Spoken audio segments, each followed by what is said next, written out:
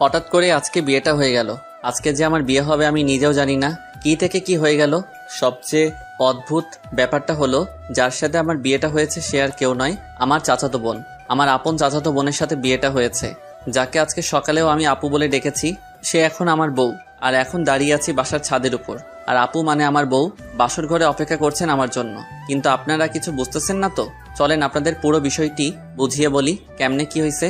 আজ থেকে 2 সপ্তাহ আগে আমার চাচাতো বোন মানে তানিশার বিয়ে ঠিক হয়। আমরা সবাই ছেলেটাকে দেখি, সবার খুব পছন্দ হয়, তানিশাও খুব পছন্দ হয়। আর বিয়ের তারিখ ঠিক হয় আজকে। আর ছেলেটা খুব ভালো আর সুন্দর, বলা যায় সব দিক দিয়ে পারফেক্ট। কিন্তু কথাই বলে না, সবার কপালে আর সুখ থাকে না। তাই না হয়তো তানিশার কপালে ও এই সুখটা নাই। ও হ্যাঁ, আপনাদের আসল বিষয়টা বলি। আজ সকালে কিছু টুকটাক কাজ করছিলাম, চাচাতো বোন বলে কথা। তাছাড়া আপু আমার বড়। আমি অনেক মজা করছিলাম আর কাজ করেছিলাম, কিন্তু হঠাৎ আমার ফোনে আননোন নাম্বার থেকে ফোন আসে। আমি ফোনটা রিসিভ করে বলি, হ্যালো, কে বলছেন? আমি তানভীরের ছোট ভাই বলছি। রনি। তোমাদের আসতে আর কত সময় লাগবে? তানভীর ভাই হলো তানিশা অপুর হবুবর, আর রনি ওনার ছোট ভাই। আমাদের আর কখনো যাওয়া হবে না। আরে রনি, কান্না করছো কেন? কি হয়েছে তোমাদের?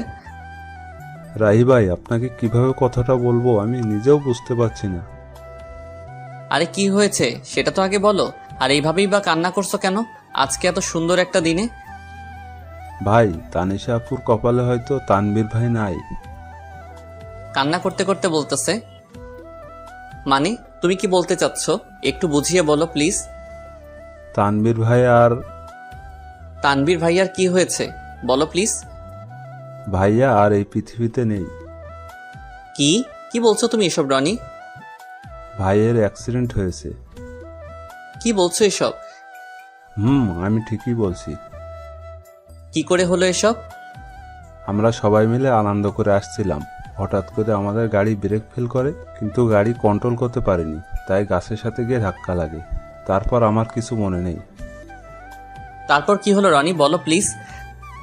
আমার যখন জ্ঞান ফিরে তখন দেখি আমি হাসপাতালে। তানভীর ভাইয়ের কি হলো রনি? জ্ঞান ফেরার পরে শুনতে পেলাম ভাইয়ার মাথায় অনেক জোরে আঘাত লাগে, ফলে ভাইয়া নাকি ওখানেই মারা যায়। বলেই রনি কান্না করতে থাকে। আমি রনির কান্না সহ্য করতে পারছি না, তাই আমি রনিকে বললাম, রনি আমি আসছি। তোমরা কোন হসপিটালে আছো? সিলেট ওসমানী মেডিকেল হাসপাতালে। ওকে, আমি আসতেছি বলেই ফোনটা কেটে দিলাম। যখন আমি হাসপাতালের উদ্দেশ্যে বের হব তখন চাচা বলল, কোথায় যাস এই সময় রাহি? আমি এসে তোমাদের সব বলছি। এইদিকে বিয়ে বাড়িতে সবাই চিন্তিত হয়ে পড়েছে, বর এখনো আসতেছে না কেন। চাচাকে আর কিছু বলতে না দিয়ে আমি বাইক নিয়ে চলে আসলাম সিলেট উসমানী মেডিকেল হাসপাতালে। তারপর রনির কেবিনের দিকে হাঁটতে লাগলাম। কেবিনে গিয়ে রনিকে বললাম, কেমন আছো রনি, তুমি ঠিক আছো তো? ভালো না ভাই। কাঁদিস না ভাই। কান্না ছাড়া আর কিছু নেই আমাদের ভাই। শান্ত হও রনি। তোমার আম্মু আব্বু কোথায়? ভাইয়ের লাশের কাছে, পাশের কেবিনে। রনির কান্না দেখে আমার চোখে পানি চলে আসছে। তারপর কিছুক্ষণ কান্না করলাম। তারপর ভাবলাম আমিও যদি কান্না করতে থাকি এদিকে রনি কান্না করা থামাবে না। তাই আমি রনিকে সান্ত্বনা দিয়ে তানভীর ভাইয়ের লাশের কাছে আসলাম। এসে দেখি সবাই কান্না করতেছে। এ দেখি সবার কান্না দেখে আমি আর শান্ত থাকতে পারলাম না। আমি কাঁদতে লাগলাম। কাঁদতে কাঁদতে বললাম, আন্টি প্লিজ কান্না করবেন না। আর আঙ্কেল আপনি অন্তত কান্না করা থামান। সবাই একসাথে এভাবে কান্না করতে থাকলে তানভীর ভাইয়ের আত্মা অনেক কষ্ট পাবে। কিভাবে কান্না থামায় বলো বাবা, আমাদের তো সব শেষ হয়ে গেল। আঙ্কেল আপনি এইভাবে কাঁদতে থাকলে সবাইকে সান্ত্বনা কে দিবে? কিভাবে শান্ত থাকি? তানভীর যে আমার বড় ছেলে, তাকে নিয়ে কত স্বপ্ন বাবা। আপনারা এইভাবে কান্না করলে কি আর তানভীর ভাই ফিরে আসবে? বলেন প্লিজ, সবাই কান্না থামান। এই কথা বলার পর দেখি সবাই কান্না করা থামিয়ে দিল। আমি আবার বললাম, আমার মনে হয় এখানে এভাবে কান্না না করে তানভীর ভাইয়ের দাফন সম্পন্ন করা উচিত। তখন পিছন থেকে রনি বলল, হ্যাঁ, ভাইকে কবরের কাজ সম্পূর্ণ করা উচিত। তখন আঙ্কেল বলল, চলো সবাই। আঙ্কেল আমি কি আপনাদের সাথে যেতে পারি? চলো বাবা। তারপর তানভীর ভাইয়াকে বাড়িতে নিয়ে গিয়ে দাফন করার ব্যবস্থা করা হলো। জানাজার নামাজ আদায় করে সবার কাছ থেকে বিদায় নিয়ে বাড়ির উদ্দেশ্যে রওনা দিলাম। ফোন হাতে নিয়ে দেখি চাচা অনেকবার ফোন করেছেন, তাই তাড়াতাড়ি করে বাইক নিয়ে চলে আসলাম। বাড়ি পৌঁছাতে দুপুর পেরিয়ে গেল। বাসার ভিতরে ঢুকতে চাচা বলল, এতক্ষণ কইছিলি তুই? বলতো রাহি, আর বরপক্ষের কেউ ফোন ধরছে না কেন? দেখলাম চাচার পিছনে সবাই দাঁড়িয়ে আছে, এমনকি তানিশা আপুও। তাই আমি বললাম, তোমরা সবাই শান্ত হও, আমি সব খুলে বলছি। তাড়াতাড়ি বল, কি বলবি? আসলে তানভীর ভাই, কি হয়েছে? আর কান্না করছিস কেন তুই? আসলে তানভীর ভাই আর আমাদের মাঝে নেই। উনি দুনিয়ার মায়া ত্যাগ করে পরপারে চলে গেছেন। তারপর আমি সবকিছু খুলে বললাম। এসব শুনে তানিশা আপু রুমের দিকে দৌড়ে গেলেন। বুঝতে পারলাম কিছু একটা হবে। আমিও পিছনে দৌড়ে গেলাম। যেই ভাবা সেই কাজ, যা ভাবছিলাম তাই হলো। জানালা দিয়ে দেখলাম তানিশা আপু সুইসাইড করতে যাচ্ছে। তানিশা আপু গলায় ফাঁস দেওয়ার চেষ্টা করছে। এখন কি করব বুঝতে পারছিলাম না। সবাই দরজার ধাক্কাধাক্কি করতেছে। এখন কিছু একটা তাড়াতাড়ি করতে হবে, যেভাবে হোক দরজা ভাঙতে হবে। দরজার পাশে গিয়ে সবাইকে বললাম জোরে জোরে লাথি মারার জন্য। আমার কথায় সবাই দরজায় লাথি মারতে থাকে। 5-6টা মারার পর দরজা ভাঙতে সক্ষম হলাম। ভিতরে গিয়ে আপুকে নামিয়ে দিয়ে ঠাস করে গালে বসিয়ে দিলাম। আপু হয়তো এটা কখনো ভাবতে পারিনি আমি আপুকে থাপ্পড় মারবো। আপু থাপ্পড় খেয়ে আমার গায়ে হেলান দিয়ে জ্ঞান হারালো। থাপ্পড়টা মেবি অনেক জোরে লেগেছে, তাই হয়তো জ্ঞান হারিয়েছে। আমি আপুকে নিয়ে নিচে নামালাম। সবাই আমার দিকে হা করে তাকিয়ে আছে। তারপর আপুর জ্ঞান ফেরার জন্য অনেক চেষ্টা করলাম। আম্মুকে বললাম একটু পানি নিয়ে আসো। আম্মু পানি এনে আপুর চোখে দিলেন। সাথে সাথে আপুর জ্ঞান ফিরে। তখন আমি বললাম, এটা কি আপু, নিজের জীবন এভাবে নষ্ট করে দিতে গেলি? তো কি করব বল? কি নিয়ে বাঁচবো আমি? আমার সব আশাই তো শেষ। তাই বলে কি সুইসাইড করতে যাবি? তো আমার কি বা করার ছিল বল? আমরা আবার তোমার জন্য পাত্র খুঁজবো। আমাকে কে বিয়ে করবে শুনি? যে মেয়ের হবু বর রাস্তায় আসার আগেই মারা যায়, সেই মেয়েকে কে বিয়ে করবে তুই বল? আমি কিছুই জানি না বলে ওখান থেকে চলে আসলাম। এখানে আর বেশিক্ষণ থাকলে হয়তো আমিও কেঁদে দিতাম, তাই সেখান থেকে ছাদে চলে আসলাম। ছাদের এক কোণে দাঁড়িয়ে রইলাম। আপুর জন্য অনেক কষ্ট হচ্ছে। আমার চোখের কোণায় হাত দিয়ে দেখলাম পানি চলে এসেছে। ছাদে অনেক সময় দাঁড়িয়ে আপুর কথা ভাবতে লাগলাম। হঠাৎ কাঁধে কারো হাতে স্পর্শ অনুভব করলাম। পিছনে ফিরে দেখি আব্বু। আব্বু কিছু বলবা? বলবো। বলো, কি বলবা? তুই আগে আমাকে কথা দে, আমি যা বলবো আমার সে কথাগুলো তুই রাখবি। রাখবো, বলো। আমি বলি কি, তুই তানিশাকে বিয়ে করে নে। কি বলো আব্বু, এটা কিভাবে সম্ভব? তানিশা আমার আপু হয়, তার উপর আমার বড়। আমি জানি তানিশার যদি কিছু হয়ে যায়। আমি জানি না, আমি পারবো না। কিন্তু তুই ভেবে দেখতে পারিস, তোর জন্য হয়তো সে বেঁচে থাকতে পারবে। ঠিক আছে, ভেবে দেখবো। সেখান থেকে আব্বু চলে গেল। আমিও ওখানে দাঁড়িয়ে আছি। কিছুক্ষণ পর চাচু আমাকে বলল, রাহি, আমি একটা কথা বলি। পিছন থেকে কাঁধে হাত দিয়ে বললেন, চাচা বলেন। তুই আমার মাথায় হাত দিয়ে বল, আমার কথা রাখবি। কিন্তু চাচা। কোনো কিন্তু নয়, তুই আমার মাথায় হাত দিয়ে বল, আমার কথা রাখবি। আচ্ছা বলো, তুমি যা বলবে আমি শুনবো। তুই আমার মেয়েকে বিয়ে কর বাবা, আমার মেয়েটার জীবন বাঁচা। কান্না করতে করতে বললেন চাচা। কিন্তু চাচা, তানিশা আপু লাগে, তার উপর আমার বড় হয়। কোনো কিন্তু নয়, আর তানিশা তোর মাত্র 2 বছরে বড়। প্লিজ বাবা, তুই আমার মেয়েকে বিয়ে করে ওর জীবনটা বাঁচা। বল বাবা, বিয়ে করবি? কাঁদতে শুরু করলেন চাচা। ঠিক আছে চাচা, আমি বিয়েতে রাজি আছি। আর এইভাবেই আমার আর তানিশা আপুর বিয়েটা সম্পন্ন হলো। এতক্ষণ যা বললাম সব বিয়ের আগের ঘটনা। দেখছেন কখন থেকে আপনাদের সাথে বক বক করেই যাচ্ছি। আপনাদের আমার পরিচয়টাই দেওয়া হলো না। আমার নাম ফয়সাল আহমেদ রাহি, বাবা মায়ের একমাত্র ছেলে। আর আমার ছোট একটা দুষ্টু মিষ্টির বোন আছে। আর মনে হয় আপনাদের কিছু বলার দরকার নেই, কারণ গল্প বললে সব জানতে পারবেন। এখন আর বক বক না করে গল্প ফিরা যাক। কি বলেন আপনারা? আমি ছাদে দাঁড়িয়ে এগুলো ভাবছিলাম। কখন যে চোখে পানি চলে এসেছে নিজেও জানি না। চোখ মুছতেছি, তখন কেউ কাঁধে হাত রাখলো। পিছন তাকিয়ে দেখি আব্বু। আব্বু ওই সময় এখানে? এখনো ঘুমাওনি কেন? পৃথিবীর একমাত্র খারাপ বাবা হয়তো আমি। নিজের ভাইয়ের মেয়ের জন্য নিজের ছেলের কুরবানি দিলাম। আমি চুপ। তোর সাথে আমি আর ভাই অনেক বড় অন্যায় করে ফেলেছি। এ সময় তোর ঘুরে বেড়ানোর কাজ, বন্ধুদের সাথে সময় কাটানো, পড়াশোনা করার সময়। সেখানে আমরা তোর উপর অনেক বড় একটা দায়িত্ব দিয়ে ফেলেছি। তোর অমত থাকা সত্ত্বেও আমরা তানিশের সাথে তোর বিয়ে দিয়েছি। আমাদের মাফ করে দিস বাবা। কি সব আবল তাবল বলছো আব্বু? তোমার ভালো মনে করছো তাই বিয়ে দিয়েছো, এতে কষ্ট পাবার কি আছে? মেয়েটা কিছু একটা করে ফেলতে পারে, তাই তোর সাথে বিয়ে দিয়েছি। রাগ করিস না বাবা, অনেক রাত হয়েছে, ঘরে যা। বাবা, মেয়েটা একা বসে আছে। আমি আর কিছু না বলে নিচে চলে আসলাম। আমার রুমে দরজা খুলে দেখে আপু কান্না করছে।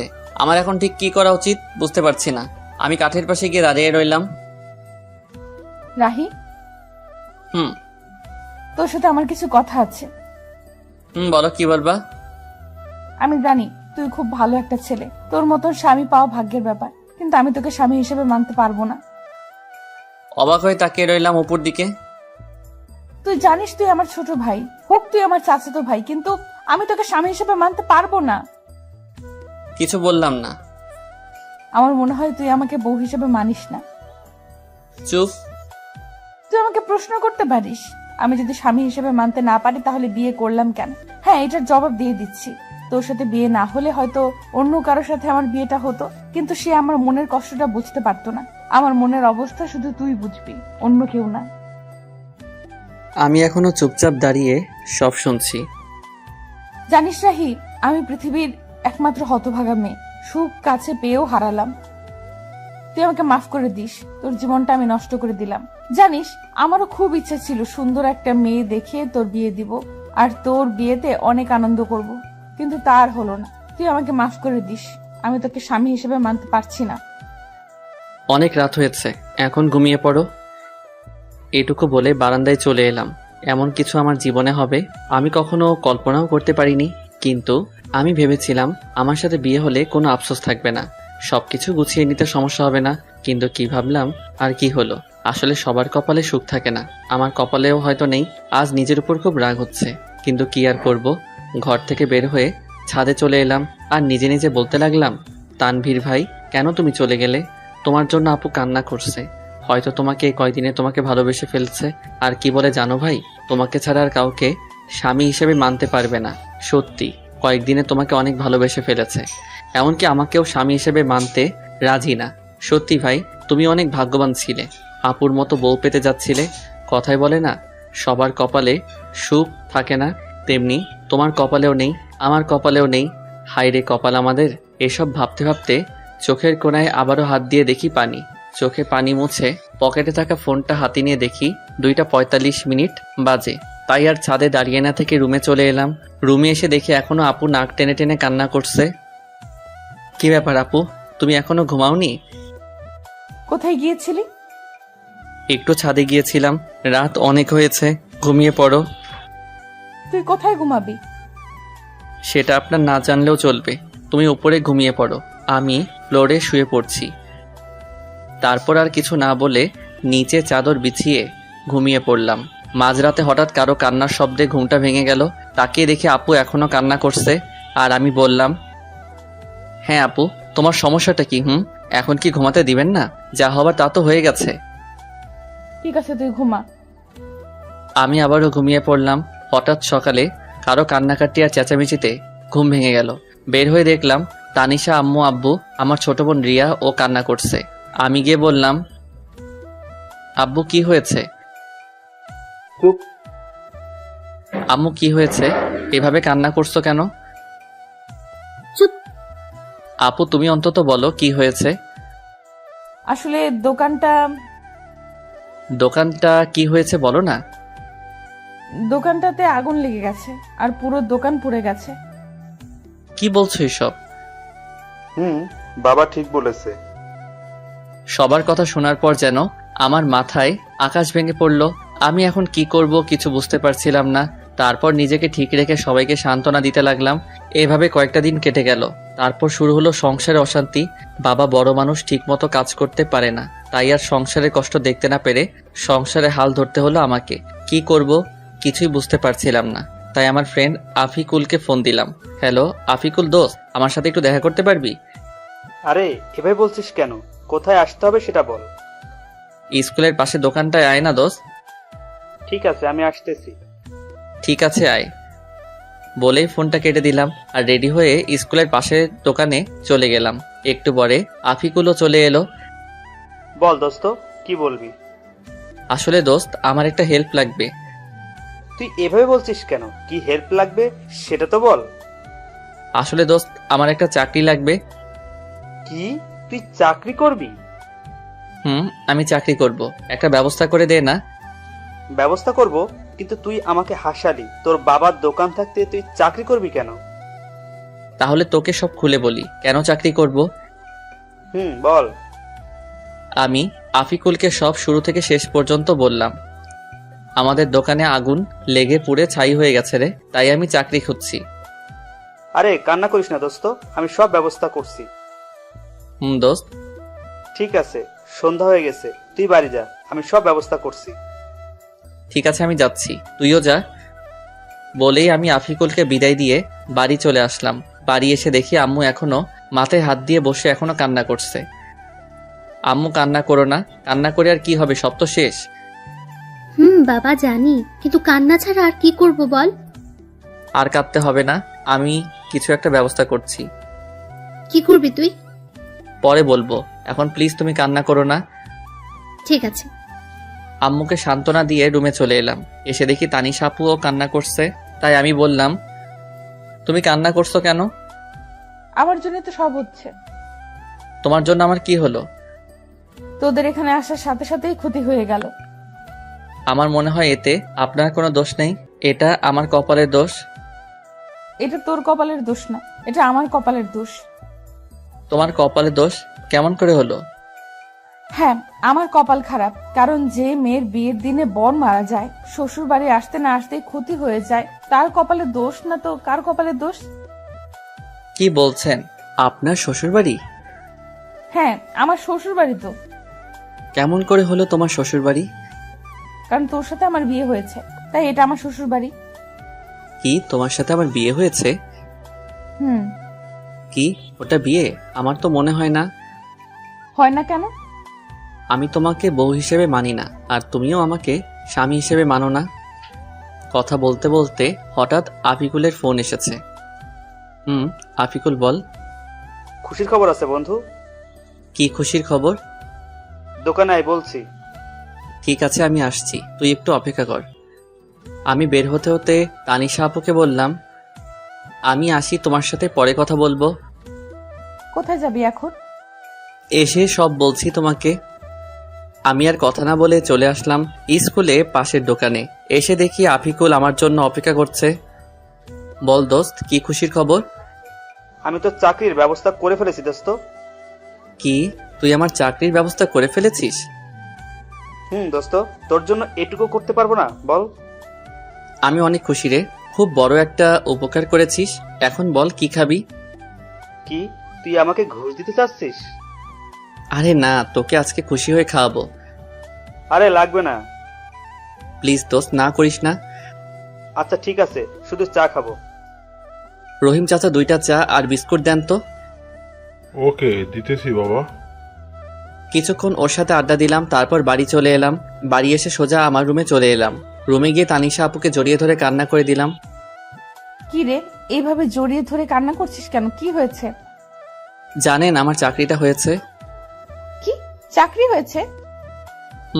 চাকরি হয়েছে। এখন বলেন কি খাবেন? আইসক্রিম খাওয়াবি? আমি আইসক্রিম খাবো। কিন্তু এই সময় আইসক্রিম কোথায় পাবো? লাগবে না, যা। আরে রাগ করছো কেন? আমি আনছি ওকে। ঠিক আছে। দোকানে গিয়ে আমি আইসক্রিম নিয়ে এলাম। এই নেন আপনার আইসক্রিম। দে তাড়াতাড়ি। আপু আইসক্রিমটা হাতে নিয়ে বাচ্চাদের মতো খেতে শুরু করলো, আর আমি আপুর দিকে অবাক হয়ে তাকিয়ে রইলাম। কি আজব কাণ্ড, এত বড় একটা মেয়ে হয়ে বাচ্চাদের মতো আইসক্রিম খাচ্ছেন, আর আমি তাকিয়ে এসব দেখছি। ঠিক তখনই, কি রে, কি দেখছিস? তোমার খাওয়া দেখছি। এত দেখতে হবে না। কেন? তুই খাবি? খেলে নিতে পারিস। না না, লাগবে না, আমি বাচ্চাদের মতো আইসক্রিম খাই না। ওকে, তুই না খেলেও চলবে। তুমি খাও। ঠিক আছে, একটা কথা বলি রাহি। বলো। তুই চাকরিতে জয়েন করবি কবে? 1 মাসের মতো লাগবে। কথা বলতে বলতে হঠাৎ আম্মুর ডাক পড়ল। রাহি, তানিশা, তোরা খেতে আয় তাড়াতাড়ি। ঠিক আছে আম্মু, আমার আসছি। তাড়াতাড়ি আয়। চলেন, আম্মু ডাকছে। চল। দুজন একসাথে খাবার টেবিলে বসলাম। আম্মু খাবার বেড়ে দিল। আম্মু, তুমিও খাও। আম্মু, তুমিও বসো, একসাথে খাবো। তানিশা আপু বলল। খাচ্ছি। চুটকি, তুইও খা। খাচ্ছি তো। সবার সাথে খাবার খেয়ে আমি রুমে চলে এলাম। এসে একটু শুয়েছিলাম, তখনই আপু রুমে এলো।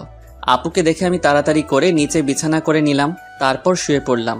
আপুও বিছানায় শুয়ে পড়ল। কি আজব মেয়ে রে বাবা, স্বামীকে নিচে রেখে তিনি উপরে আরামে ঘুমাচ্ছে। ওই যে সবার কপালে সুখ থাকে না, তেমনি আমার কপালেও বউয়ের সুখ নেই। তাই আর কিছু না ভেবেই ঘুমিয়ে পড়লাম। সকালে ঘুম ভাঙলো আম্মুর ডাকে। রাহি বাবা, তাড়াতাড়ি ওঠ, আর ঘুমাতে হবে না। কেন আম্মু? আজকে তানিশাকে নিয়ে যাবি না?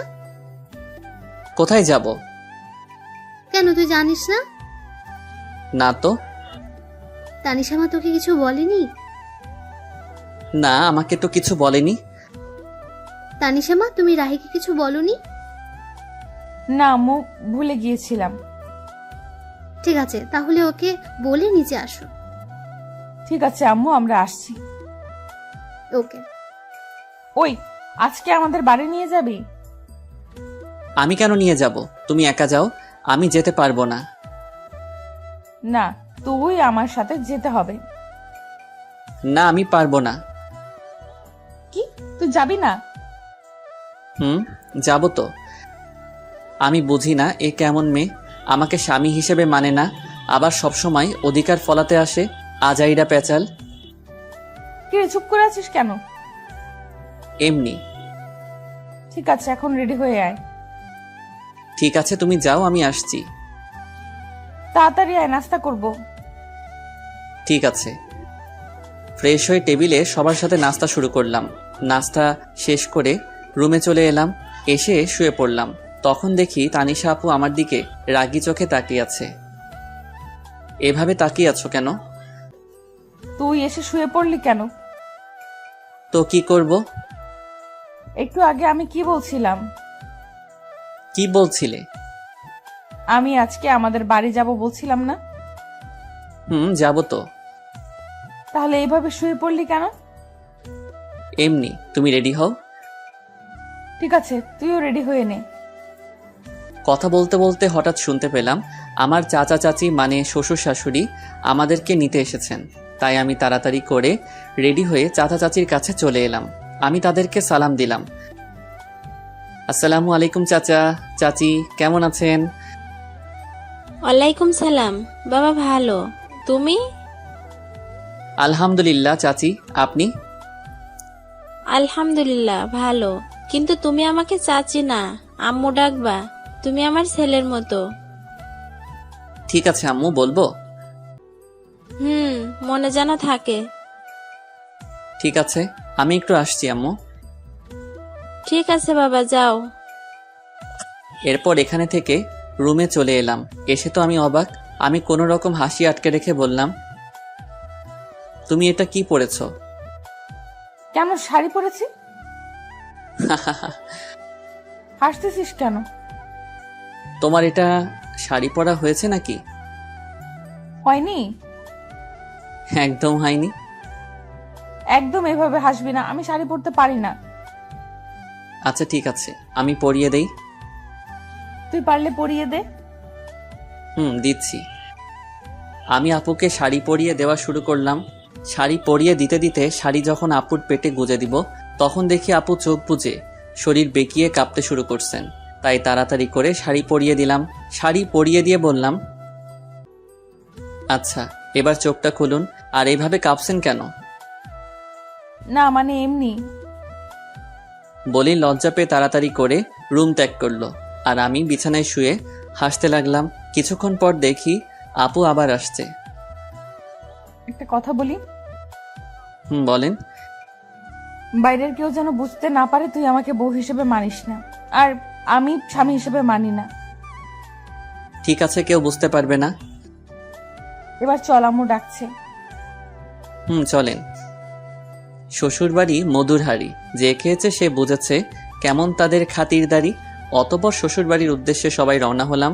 আমাদের বাড়ি থেকে শ্বশুরবাড়ি, সরি, এখনো তো হয়নি, কারণ আপু আমাকে স্বামী হিসেবে মানেন না। যাই হোক, চাচাদের বাড়ি যেতে ৪৫ মিনিটের মতো লাগে। এসব ভাবতে ভাবতে কখন যে শ্বশুরবাড়ি পৌঁছে গেলাম, মানে চাচাদের বাড়ি। বারবার শুধু শ্বশুরবাড়ি মনে হয়। গাড়ি থেকে নামতে যাব, তখন দেখি অনেকগুলো মেয়ে এসে দুলাভাই বলে চিল্লাচিল্লি করছে। নামার সাথে সাথেই আমাকে ঘিরে ধরলো। তখন একটা বলে উঠল, তানিশার জামাই তো অনেক কিউট, আমি তো দেখেই প্রেমে পড়ে গেছি। সবার প্রশংসা শুনে খুবই ভালো লাগছিল। তখনই হুট করে আপু আমার হাত শক্ত করে ধরেছে। দেখ দোস্ত, আমাদের তানিশা 2 দিনে জামাই পাগল হয়ে গেছে।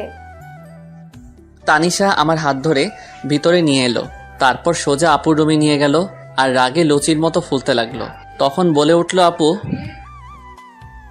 ওখানে অনেক আনন্দ পাচ্ছিলি তাই না? তা তো একটু শালি বলে কথা। ওদের সাথে আর কথা বলতে দেখলে পা ভেঙে দিব। যা, এখন ফ্রেশ হয়ে আয়। ঠিক আছে। আমি ফ্রেশ হতে চলে গেলাম। ফ্রেশ হয়ে গিয়ে সোফায় বসে পড়লাম। তখনই সব শালি আমাকে ঘিরে বসে পড়ল আর একে একে সবাই পরিচয় দিতে থাকে। সবার সাথে কথা বলছিলাম, তখনই আপু সবাইকে সরিয়ে আমার পাশে বসে পড়ল। এটা দেখে সবাই তো অবাক, তার থেকে বেশি অবাক তো আমি হয়েছি। আপু আমার হাত শক্ত করে ধরে সবার সাথে কথা বলতে থাকে। কি আজব রে ভাই, স্বামী হিসেবে মানতে তো রাজি না, তার উপর এমন অবস্থা। যাই হোক, সবার সাথে আড্ডা দিতে দিতে অনেক রাত হয়ে যায়। তারপর খাওয়া দাওয়া শেষ করে আপুর রুমে এসে চাদর বিছিয়ে নিচে শুয়ে পড়লাম। তখনই আপু বলে উঠল, রাহে, তোকে নিচে শুতে হবে না। কেন? আমি নিচে ঘুমাই, তুই উপরে ঘুমা। লাগবে না, আমি নিচে ঘুমাতে পারবো। তোকে যা বলছি তাই কর, বেশি কথা বলিস কেন? আচ্ছা ঠিক আছে। আমি আর কথা না বাড়িয়ে উপরে শুয়ে পড়লাম। সকালে কানের কাছে নিঃশ্বাসের শব্দ আসতেছে। চোখ খুলে তো আমি অবাক, কত সুন্দর করে আপু আমাকে জড়িয়ে ধরেছে আর আমার ঠোঁটের একেবারে কাছে আপুর ঠোঁট। এসব দেখে আমি আর নিজেকে কন্ট্রোল করতে পারছিলাম না, তাই আপুর ঠোঁট আমার ঠোঁট এক করে দিলাম। কিছুক্ষণ পর আপু চমকে ওঠে। তারপর আপু আমাকে ছাড়িয়ে নিয়ে বলল, সরি, আসলে রাতে বৃষ্টির সময় ভয় করছিল, তাই এসে শুয়েছিলাম। একথা বলে আপু লজ্জা পেয়ে ফ্রেশ হতে চলে গেল। আর আমি ভাবতে লাগলাম, কি মেয়েকে আল্লাহ আমার কপালে দিয়েছে। তখনই আপু বাথরুমে থেকে ফ্রেশ হয়ে বের হয়েছে। আমি শুয়ে দেখছি আপু ফ্রেশ হয়ে ড্রেসিং টেবিলের সামনে চুল ঠিক করছে। আমি শুধু আপুকে দেখছি। আসলে যত দেখছি ততই আপুর প্রতি কেমন একটা ফিলিংস হচ্ছে। আপুর প্রতি ফিলিংস হচ্ছে হোক, আপু আমাকে স্বামী না মানা লোক। আসলে আপুকে এই মুহূর্তে যেই ছেলে দেখতো পুরাই পাগল হয়ে যেত, এত সুন্দর লাগছে আপুকে। ঠিক তখনই আপু আমার দিকে এগিয়ে আসছে আর আমি ঘুমের ভান ধরে শুয়ে আছি। কি আর কত ঘুমাবি? ওঠ। চুপ করে রইলাম। কিরে, শুনতে পাচ্ছিস না? কি বলো? ফ্রেশ হয়ে আয়, নাস্তা করতে হবে, যা। যাচ্ছি, তুমি যাও। আমি বসে আছি, তুই ফ্রেশ হয়ে আয়। ফ্রেশ হয়ে এসে দেখি আপু এখনো বসে আছে। তখন আমি বললাম, চলেন। চল। রুমে থেকে বের হব, তখনই আপু আমাকে শক্ত করে হাত চেপে ধরে নিয়ে গেল। আমি কিছু বুঝলাম না। এসব দেখে সবাই আমাদের দিকে হা করে তাকিয়ে আছে, মনে হয় আমরা এলিয়েন। সবার কাছে যেতেই দেখি সবাই মুচকি মুচকি হাসছে। এসব দেখে আমার খুব লজ্জা লাগতে শুরু করলো আর নিজেকে জোকার মনে হচ্ছে, কিন্তু কি আর করার। মাথা নিচু করে টেবিলে বসে পড়লাম। তারপর শুরু হলো জামাই আদর। জীবনে প্রথম জামাই আদর পাচ্ছি। সবাই ওঠার পর ওঠা খাওয়াচ্ছে আর আমি বলির পাঠার মতো খেয়ে যাচ্ছি। কোনো রকম জামাই আদর খেয়ে রুমে চলে এলাম। এসে শুয়ে পড়লাম, শরীর আর নড়াতে পারছি না। আপনাদের একটা কথা বলি, সবাই বিয়ের পর শ্বশুর বাড়ি যদি যান তাহলে তার 1 মাস আগে থেকে খাওয়া দাওয়া বন্ধ করে যাবেন, তা না হলে আমার মতো অবস্থা হবে।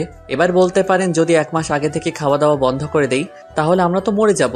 এইটার উত্তর খুব সোজা, খিদা যখন লাগবে তখন অল্প খেয়ে নেবেন। এবার প্রশ্ন আসতে পারে, তাহলে আমার বিয়ে আমি খাবো না?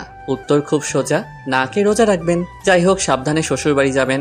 তখন আপু রুমে আসলো, এসে আমাকে বলতে লাগলো, কিরে জামাই আদর কেমন হলো?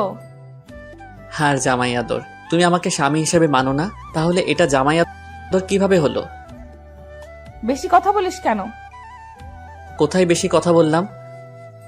কথা শেষ না হতেই আপু চলে গেল। তখন রুমে শালিকাদের আগমন। দুলাভাই কি করেন? ওই তো দেখতে পাচ্ছ কি করছি। দেখছি। আচ্ছা দুলাভাই, আপনি নাকি গল্প লিখেন? কে বলছে? দেখলাম, এবার একটা গল্প শোনাতে হবে। বলেই সবাই চিল্লাচিল্লি শুরু করলো। কি আর করার, এখন তো শোনাতে হবে। আচ্ছা, তোমাদের একটা কবিতা শোনাই। বলেন। কবিতার নাম শালা আমি তো অবাক। নিশি রাতে জেগে দেখি গাছের ডালে কাক, শালা আমি তো অবাক। চোর ঢুকেছে ঘরের ভেতর, দরজা ছিল ফাঁক, শালা আমি তো অবাক। মোবাইল নিল, টিভি নিল, রিমোট না হয় থাক, শালা আমি তো অবাক। পাচ্ছে যা নিচ্ছে ভরে, দুই হাতেরই মুঠোয় করে, চোরটা তো আচ্ছা খারাপ, শালা আমি তো অবাক। সব মালামাল বস্তা ভরে চোর পালালো চুরি করে, যাকটা চলে যাক, শালা আমি তো অবাক। মধ্যরাতে অন্ধকারে কুত্তা ডাকে জোরে জোরে, শিয়ালরা দেয় হাক, শালা আমি তো অবাক। ভয়ে শরীর শিউরে ওঠে, না জানি আজ কি যে ঘটে, আবার ডাকে কাক, শালা আমি তো অবাক। হয়নি রাতে তেমন কিছু, কোনো ভূতি নেয়নি পিছু, বেঁচে গেছি যাক, শালা আমি তো অবাক। সকালে দেখি পুরো পাড়া চিল্লাচিল্লি করছে তারা, চোরটা নাকি পড়ছে ধরা, চোরের মাথায় টাক, শালা এবার তো আমি পুরাই অবাক। এটা শুনে সবাই হাসতে হাসতে মরে যাওয়ার মতো অবস্থা। এভাবে দেখতে দেখতে কেটে গেল 2 দিন। আজ আমরা বাড়ি ফিরলাম। কথায় বলে না, হাসির পর কান্না আসে, তেমনি শুরু হলো আমাদের সংসারে টানাটানি। দোকান নেই, আব্বু কোনো কাজ করে না, এমনি আমিও কাজ করি না। বলে না, বসে বসে খেলে রাজার রাজত্ব শেষ হয়ে যায়, তেমনি আমাদের জমানো টাকাও শেষ হতে শুরু করলো। সংসারে অনেক টানাটানি, এসব আর ভালো লাগছে না। তাই আফিকুলের কাছে এলাম। দোস্ত, আমার চাকরির কি করলি ভাই? হয়ে গেছে।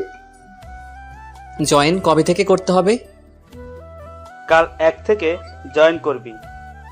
ঠিক আছে, কিন্তু তুই অনেক বড় একটা উপকার করলি ভাই, ধন্যবাদ তোকে। আরে ধন্যবাদ দিতে হবে না, বন্ধু তো বন্ধুর বিপদে আপদে পাশে থাকে। আমার জায়গায় তুই থাকলে কি করতি বল? করতাম। আচ্ছা, তুই পরীক্ষা ফিস দিয়েছিস? আমার হয়তো আর পড়ালেখা হবে না রে। লেখাপড়া ছাড়বি কেন? তো কি করব বল? জানি তোর কাছে টাকা নাই, তাই এই কথা বললি। আরে না। আমি সব জানি, আমার কাছে নাটক করবি না, আমি তো টাকা দিয়ে দিব। ওকে দোস্ত। আচ্ছা চল, কলেজে গিয়ে সব দিয়ে আসি। না দোস্ত, এ সময় না, তুই গিয়ে আমার টাকাটা জমা দিয়ে দিস। আচ্ছা ঠিক আছে, আমি যাচ্ছি, পরে দেখা হবে। এরপর আফিকুল চলে যায়। মনের মধ্যে একটু শান্তি অনুভব করতে লাগলাম। আফিকুলকে বিদায় দিয়ে বাড়ি চলে এলাম। রাতে সবার সাথে খাবার খেয়ে একটু ছাদে চলে এলাম। কিছুক্ষণ পর আমার কাঁধে কেউ হাত রাখলো। চেয়ে দেখি আব্বু। আব্বু, কিছু বলবা? আসলে কিভাবে যে বলবো। বলো তো। তানিশার রেজিস্ট্রেশনের টাকা দিতে হবে বাবা। কত টাকা লাগবে? ৬,০০০ টাকার মতো লাগবে। আচ্ছা ঠিক আছে, কবে দিতে হবে? কালকের পরের দিন। আচ্ছা ঠিক আছে, কালকে দিয়ে দিব। ঠিক আছে। আব্বু, তুমি এভাবে কান্না করছো কেন? এমনি বাবা। বলেই আব্বু কান্না করতে করতে চলে গেল। আব্বুর কান্না দেখে নিজেকে কন্ট্রোল করতে পারলাম না, নিজেও কান্না করে দিলাম। আব্বু চলে যাওয়ার পর কিছুক্ষণ ছাদে রইলাম, তারপর সেখান থেকে এসে ঘুমিয়ে পড়লাম। সকালে তাড়াতাড়ি ঘুম থেকে উঠে ফ্রেশ হয়ে নামাজ আদায় করে নিলাম। কাউকে কিছু না বলে অফিসে চলে এলাম। আগে থেকে সবকিছু বলা ছিল, তাই সোজা জয়েন করে ফেললাম। তারপর ম্যানেজার স্যারের কাছে এলাম। আসতে পারি স্যার? আরে রাহি, আসো। স্যার, আমার কাজটা কি জানতে পারি? অবশ্যই। আমার কাজটা কি? তোমার কাজ সেল করা। ঠিক আছে স্যার। আর হ্যাঁ, প্রতিদিন সকাল 8টায় আসতে হবে, দেরি হলে বেতন থেকে টাকা কাটা যাবে। ঠিক আছে স্যার। বলে একটা গাড়ির সাথে চালক বেরিয়ে পড়লাম। সকালে কিছু খাওয়া হয়নি, তাই এক দোকানে সেল করে চা আর বিস্কুট খেতে লাগলাম। আর বেশি কিছু খেলাম না, কারণ আমার কাছে টাকা নেই। অন্য কিছু খেলে আর দুপুরে কিছু খাওয়া হবে না। সেল করতে করতে কখন যে দুপুর হয়ে গেছে খেয়ালই নেই। দুপুরের খাবার খেয়ে আবারও সেল করতে লাগলাম। সেল করা শেষ করতে করতে রাত হয়ে গেল। গাড়ি জমা দিতে ফোনের দোকানে চলে এলাম। আমার 2টা ফোন ছিল, তাই একটা বিক্রি করে দিলাম। 10,000 দিয়ে বিক্রি করে দিলাম। তারপর বাড়ি চলে এলাম। বাড়ি এসে ফ্রেশ হয়ে আব্বুর কাছে এলাম। আব্বু, টাকা। কিসের টাকা বাবা? তোমার মেয়ের রেজিস্ট্রেশনের ফিস। আমি আর কিছু না বলে আব্বুর কাছে টাকা দিয়ে রুমে চলে এলাম। একটু পর আপু মানে তানিশা খাবারের জন্য ডাক দিল। সবার সাথে খাবার খেয়ে ছাদে চলে গেলাম। আজকের চাঁদটা অনেক সুন্দর লাগছে, এসব ভাবছিলাম তখন কেউ কাঁধে হাত দিল। তাকিয়ে দেখি আপু। কিছু বলবে? টাকা তুই দিয়েছিস না? না মানে তুই দিয়েছিস নাকি সেটা বল। আমি দিয়েছি। কেন? তুই এত টাকা কোথায় পেলি? আমার ফোনটা বিক্রি করে দিয়েছি। কেন? জানি না। জানি না মানে কি? আমার ভালো লাগছে না, আমি ঘুমাবো বলেই সেখান থেকে চলে আসলাম। আর বেশি কথা বললাম না, কথা বললে হয়তো কথা আরো বেড়ে যেত। রুমে এসে ঘুমিয়ে পড়লাম। সকালে পাখির কিচিরমিচির আওয়াজে ঘুম ভেঙে গেল। নামাজের সময় ছিল, তাই নামাজটা আদায় করে নিলাম। সকালে সবার সাথে নাস্তা করতে বসে পড়লাম। হঠাৎ করে তানিশা আপু বলল, আব্বু, আমি একটা কথা বলবো। মা বলো। বলছিলাম কি, রাহি তো একাই চাকরি করে এখন সংসার চালায়, আর তাতে ওর অনেক কষ্ট হয়। আমি বলি কি, আমি যদি একটা চাকরি করি তাহলে ওর কষ্ট একটু কম হতো। এই পরিবারের আর কারো ইনকাম করতে হবে না, আমি এখনো মরে যাইনি, মরে গেলে করো বলে সেখান থেকে রুমে চলে এলাম। আসলে আমি চাই না তানিশা আপু কোনো কাজ করুক। আমি রেডি হয়ে অফিসে চলে এলাম। প্রতিদিনের মতো আজকে একটা চালক নিয়ে বেরিয়ে পড়লাম সেল করতে। সেল করতে করতে দুপুর হয়ে গেল। তখন সাথে থাকা সোহাগ ভাই বললেন, ভাই চলেন কিছু খেয়ে আসি। চলো। দোকানে বসে পাউরুটি খাচ্ছিলাম। সামনে চেয়ে দেখি কেউ আমার দিকে তাকিয়ে আছে। ভালো করে তাকিয়ে দেখি আব্বু ওর ফ্রেন্ডের সাথে দাঁড়িয়ে আছে। তাই আমি তাড়াতাড়ি খেয়ে সোহাগ ভাইকে নিয়ে চলে এলাম। তারপর আবার দোকানে সেল করতে লাগলাম। সেল করতে করতে রাত হয়ে গেল। গাড়ি জমা দিয়ে হাঁটছিলাম। পকেটে হাত দিয়ে দেখি টাকা নেই, তাই বাধ্য হয়ে হাতের ঘড়িটা বিক্রি করে দিলাম। বাড়ি এসে সোজা রুমে চলে এলাম। ফ্রেশ হয়ে সবার সাথে খাবার টেবিলে বসে পড়লাম। খাওয়া দাওয়া শেষ করে ছাদে চলে গেলাম। ছাদে আসি কারণ আমার মন খারাপ থাকলে ছাদে এসে সময় কাটাই আর চাঁদ দেখতে থাকি। অনেক সময় থাকার পর রুমে আসলাম। খেতা বালিশ নিয়ে নিচে শুতে যাব, তখনই একটা কথা বলতাম। বলেন। তুই উপরে ঘুমা, আমি নিচে ঘুমাই। আমি কাপুরুষ নই। একটা মেয়েকেই নিচে ঘুমাতে দিয়ে আমি উপরে ঘুমাবো, আপনি ঘুমান। আর কথা না বলে ঘুমিয়ে পড়লাম। সকালে ঘুম থেকে উঠে দেখি আপু গোসল করে আসছে। এটা দেখে তো আমি আপুর উপরে আবারও ক্রাশ খাইছি। ভেজা চুলে আপুকে অসম্ভব সুন্দর লাগছে, আপনাদের বলে বোঝাতে পারবো না। আপু আমার দিকে তাকাতেই আমি ঘুমের ভান ধরে রইলাম। তখন আপু বললেন, কি উঠবি না? আর কত ঘুমাবি? সবাই নাস্তা করার জন্য অপেক্ষা করছেন। উঠছি, তুমি যাও। তারপর আপু চলে যায়। আসলে আপুকে যত দেখছি ততই আপুর প্রতি ফিলিংস হচ্ছে। আমার কপালে হয়তো বউয়ের ভালোবাসা নেই, জীবনটা বেদনা। আপু কেন আমার ফিলিংসটা বোঝে না। ফ্রেশ হয়ে সবার সাথে নাস্তা শেষ করে রুমে এসে শুয়েছিলাম। আজকে শুক্রবার, তাই কাজ নাই। একটু পরে আপু আসলো। ওকে দেখে কেমন যেন লাগলো, মনে হয় অস্বস্তিতে আছেন। আপনার কি কিছু হয়েছে? কই না তো। সত্যি বলছেন তো?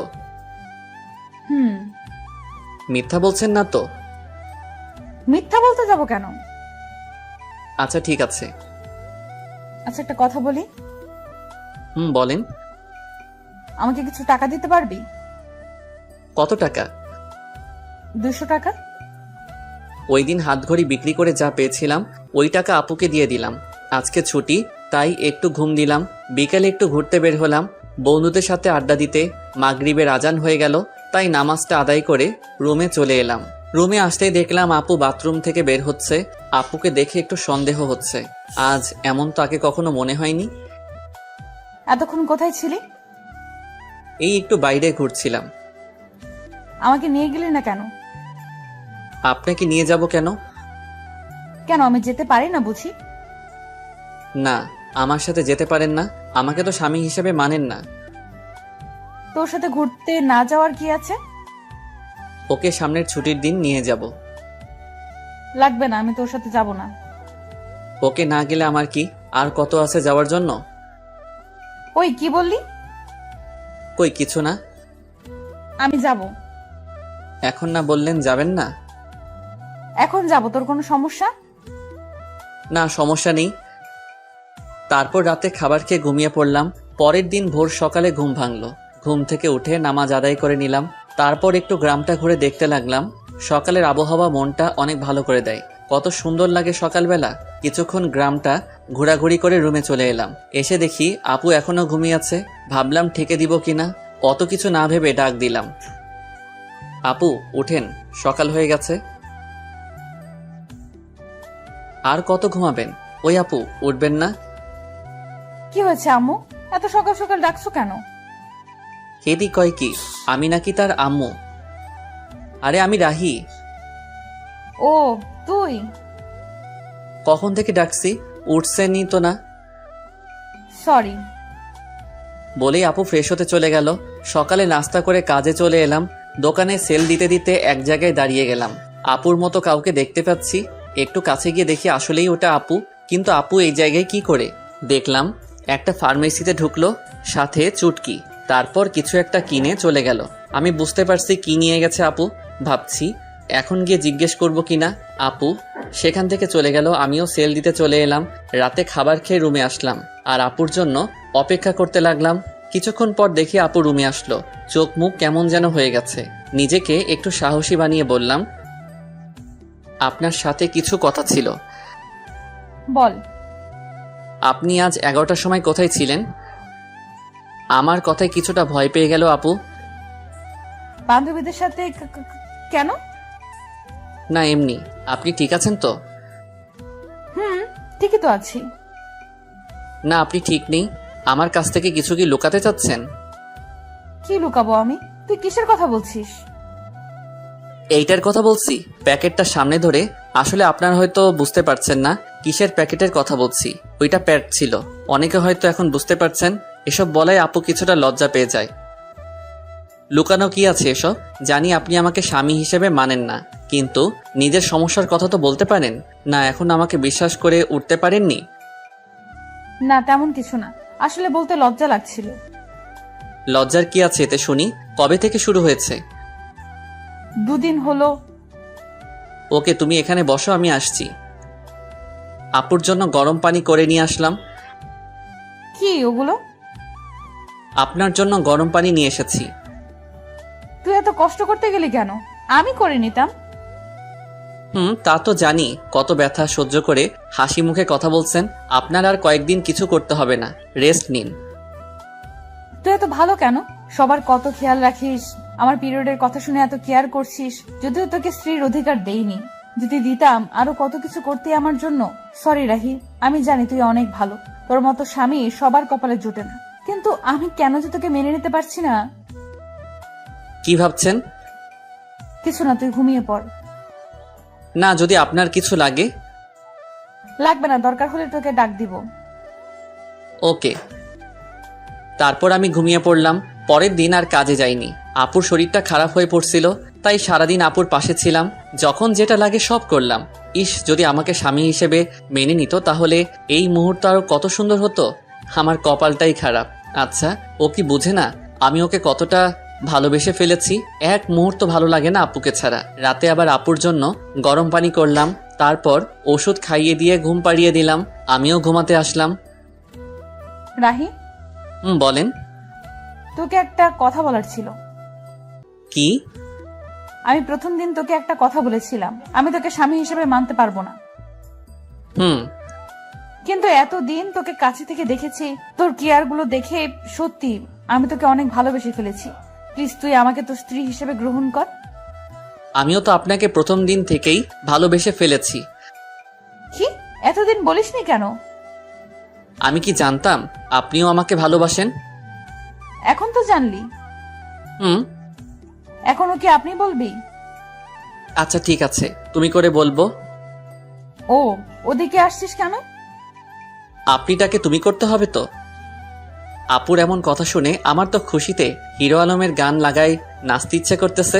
মনে সাহস নিয়ে আপুর ঠোঁটের কাছে আমার ঠোঁট এক করতে যাব, ঠিক তখনই চমকে উঠেছিলাম। আপু আমাকে থাপ্পড় মারলো কেন? তখনই চোখ খুলে দেখি এইটা ছিল স্বপ্ন। মনটাই খারাপ হয়ে গেল। কত সুন্দর একটা স্বপ্ন দেখলাম, এটা যদি বাস্তবে হতো তাহলে কেমন হতো। কিন্তু ওই যে আমার কপাল খারাপ, চারদিকে তাকিয়ে দেখি সকাল হয়ে গেছে। বিছানায় চোখ যেতেই দেখলাম আপু কত সুন্দর করে ঘুমাচ্ছে, ছোট বাচ্চাদের মতো করে। দেখলেই তো পাগল হয়ে যাওয়ার মতো অবস্থা, কিন্তু কিছু করার নেই। এত রোমান্টিক হওয়া আমার জন্য মানায় না। তাই গিয়ে আপুকে ডাক দিলাম, আপু উঠুন, সকাল হয়ে গেছে। হুম, আপনার শরীরে কেমন আছে এখন? ভালো। আপুকে তুলে আমি ফ্রেশ হয়ে খাবার টেবিলে চলে এলাম। দেখি আব্বু বসে আছে। রাহি, তোর সাথে কিছু কথা আছে। বলো আব্বু। আমাদের দোকানটা নতুন করে শুরু করবো ভাবছি। আব্বু এটা তো ভালো কথা। দোকানটা চালু হলে তোকে আর চাকরি করতে হবে না, লেখাপড়া কমপ্লিট করবি আর তানিশা মার খেয়াল রাখবি। আব্বু পরেরটা পরে দেখা যাবে, আগে তো শুরু করো। এইভাবেই আমাদের জীবনটা চলছিল। আপু আগের থেকে বেশি আমার উপর রাগ দেখায়, আবার অধিকারও খাটায়। মনে হয় যেন সত্যি আমি ওর বর। কখনো মনে হয় মেনে নিয়েছে, আবার কখনো মনে হয় এগুলো সবাইকে দেখানোর জন্য করছে। একদিন আপু বলল, চল আজকে আমরা ঘুরতে যাই। কোথায় যাবেন? চা বাগান দেখতে যাই। আমার ভালো লাগছে না। কি? আরেকবার বল, দেখ আমি তোর কি অবস্থা করি। আচ্ছা চলেন। এই তো গুড বয়। এ কেমন মেয়ে রে বাবা, একবার রাগ দেখায় আবার রাগ নেই, সব শেষ হয়ে যায়। ও আল্লাহ, কেমন মেয়ের পাল্লাই ফেললে। স্বামী হিসেবে মানে না, কিন্তু স্বামীর অধিকার ঠিক কাটায়। মন চায় কচু গাছের লগে ফাঁস দিয়ে মরে যায়। আল্লাহ আমায় উঠাই লও। আমি রেডি হয়ে আপুর জন্য অপেক্ষা করতে লাগলাম। মেয়েদের এই একটাই জিনিস, কোথাও যাইতে হলে মেকআপ নামের জিনিস তাদের দিতে হইব। কত সময় ধরে অপেক্ষা করতেছি, আসার কোনো নামই নেই। হলো আপনার? এই তো চল। আপুর দিকে তাকাতেই আবারও ক্রাশ খেলাম। নীল জামার সাথে ম্যাচিং করে চুড়ি, চোখে কাজল, অসম্ভব সুন্দর লাগছে, পরীর মতো লাগছে। কি আর বলমু ভাই, এগুলো শুধু নাটকে আর গল্পেই সম্ভব। জীবনে তো একটা পরীর মতো সুন্দর মাইয়া দেখলাম না, পরী নামের পেতনি দেখছি। কি হলো, হা করে কি দেখছিস? পরী দেখি। এখানে পরি পাইলি কই? আমার সামনে। মুখ ফসকে কথাটা বলে ফেললাম। আমার কথা শুনে আপু কিছুটা লজ্জা পেয়ে যায়। আর পরি দেখতে হবে না, চল। চলেন। তারপর আমি গিয়ে আমার বাইকটা বের করলাম। আপু এসে দাঁড়িয়ে আছে। উঠবেন না? উঠছি তো। বলেই আপু বাইকে উঠে আমার কাঁধে হাত রাখলো। কাঁধে হাত দিতেই অন্যরকম অনুভূতি হচ্ছিল। এই প্রথম বাইকে কোনো মেয়েকে নিয়ে উঠলাম। চাচাতো বউকে নিয়ে বাইক চালাচ্ছি, খুব ফিলিংস হচ্ছে। এই ফিলিংসটা আপনাদের বলে বোঝাতে পারবো না। তারপর বাইকটা স্টার্ট করে চালাতে শুরু করলাম। কিছুক্ষণ পর বাইকের স্পিডটা একটু বাড়িয়ে দিতেই আপু আমাকে শক্ত করে জড়িয়ে ধরে। এতক্ষণ এটাই তো চাইছিলাম, নরম শরীরের স্পর্শ, খুব ভালো লাগছিল। কিছুক্ষণ পর আমরা শ্রীমঙ্গল বদ্ধভূমি 71 চলে আসলাম, চায়ের রাজধানী শ্রীমঙ্গল। আমরা বাইক থেকে নামতেই আপু আমার হাত শক্ত করে জড়িয়ে হাঁটতে লাগলো। খুব ভালো লাগছিল তখন। আপু নীরবতা ভেঙে বলল, রাহি। বলেন। সরি। সরি মানে কেন?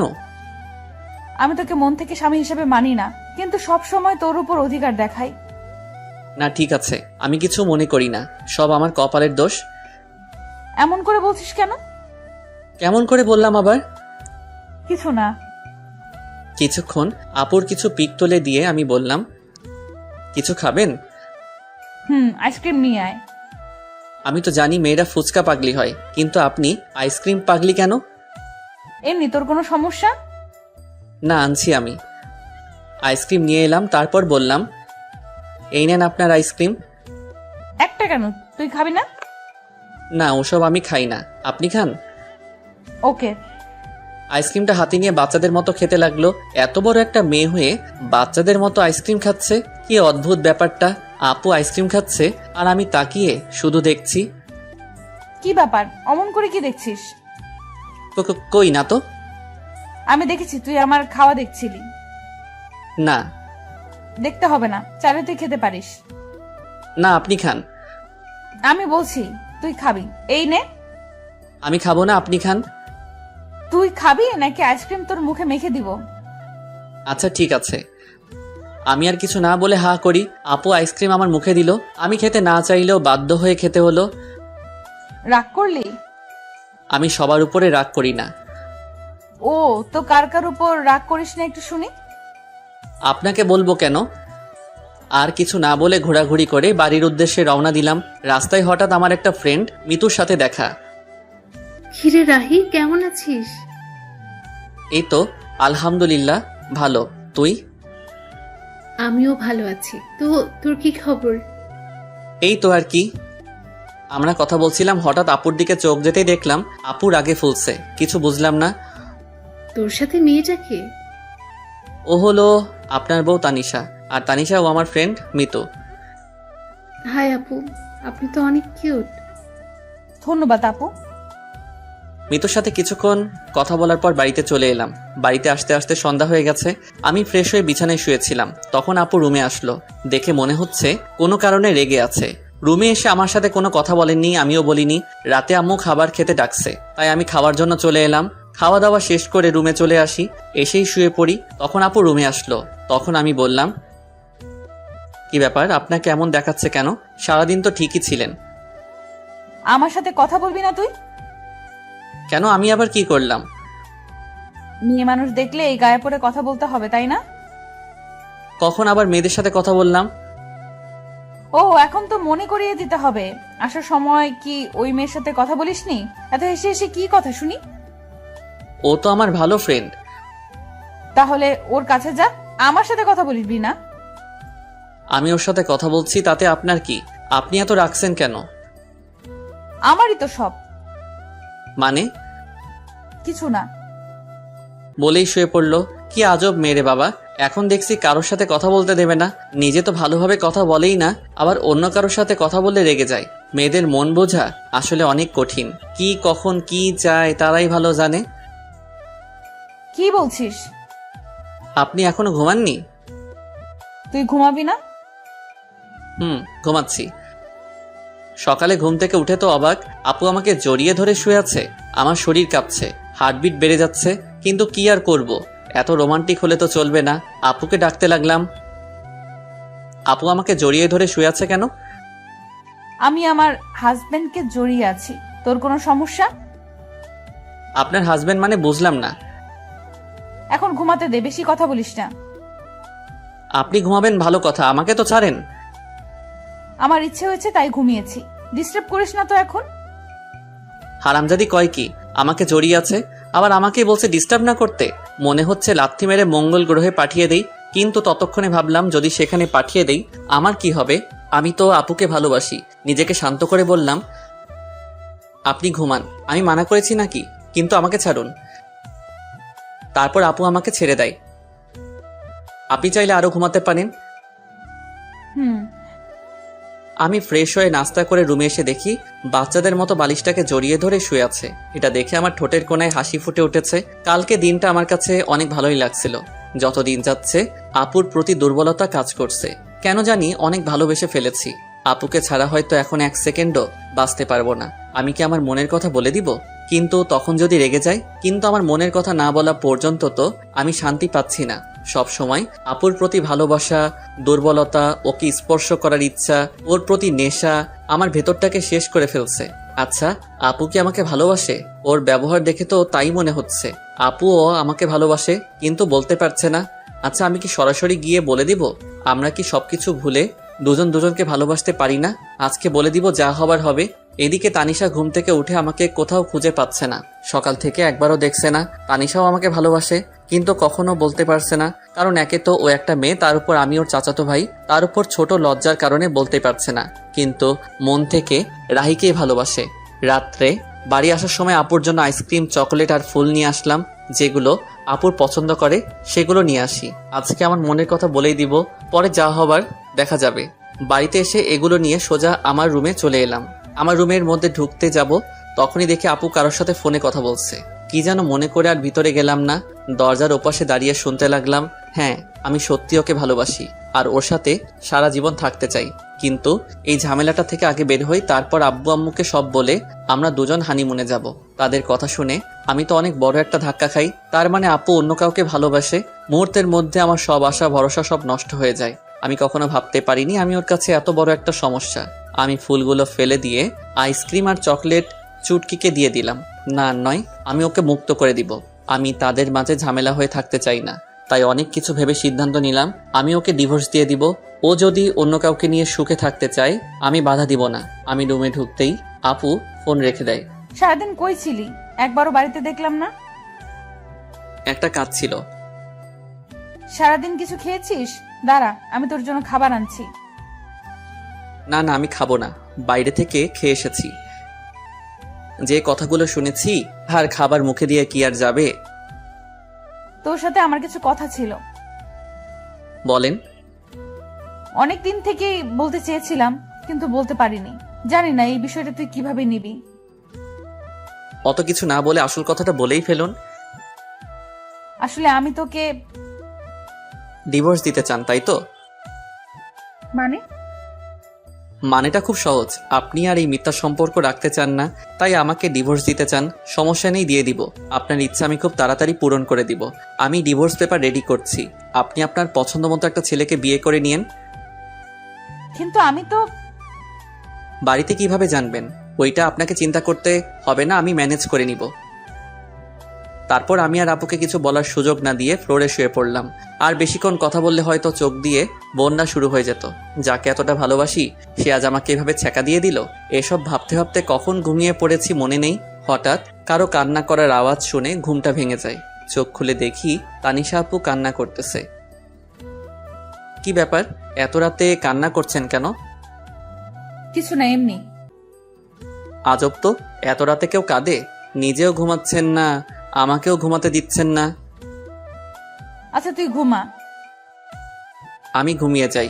এদিকে তানিশা ভাবতে থাকে, কেন তোকে বলতে পারলাম না আমি তোকে কতটা ভালোবাসি? আমাকে একবার বলার সুযোগ না দিয়ে তুই সব বলে গেলি। আমি নাকি ডিভোর্স চাই? কিভাবে ভাবছিস এইসব? ওকে, তুই যদি আমাকে ডিভোর্স দিয়ে ভালো থাকিস তাহলে চলে যাব তোর জীবন থেকে অনেক দূরে। তাছাড়া তোকে বিয়ে করে তোর জীবনটা আমি নষ্ট করে দিয়েছি, পারলে ক্ষমা করে দিস। পরের দিন আমি উকিলের সাথে যোগাযোগ করে ডিভোর্সের অ্যাপ্লাই করে আসলাম। আমাদের 6 মাসের ডেট দিয়েছেন। সেখান থেকে আফিকুলের সাথে দেখা করলাম। দোস্ত, আমার সব শেষ। কেন, তোর আবার কি হলো? আর কাঁদছিস কেন? তানিশা আমার কাছে থেকে ডিভোর্স চায়। কি বলছিস এসব তুই?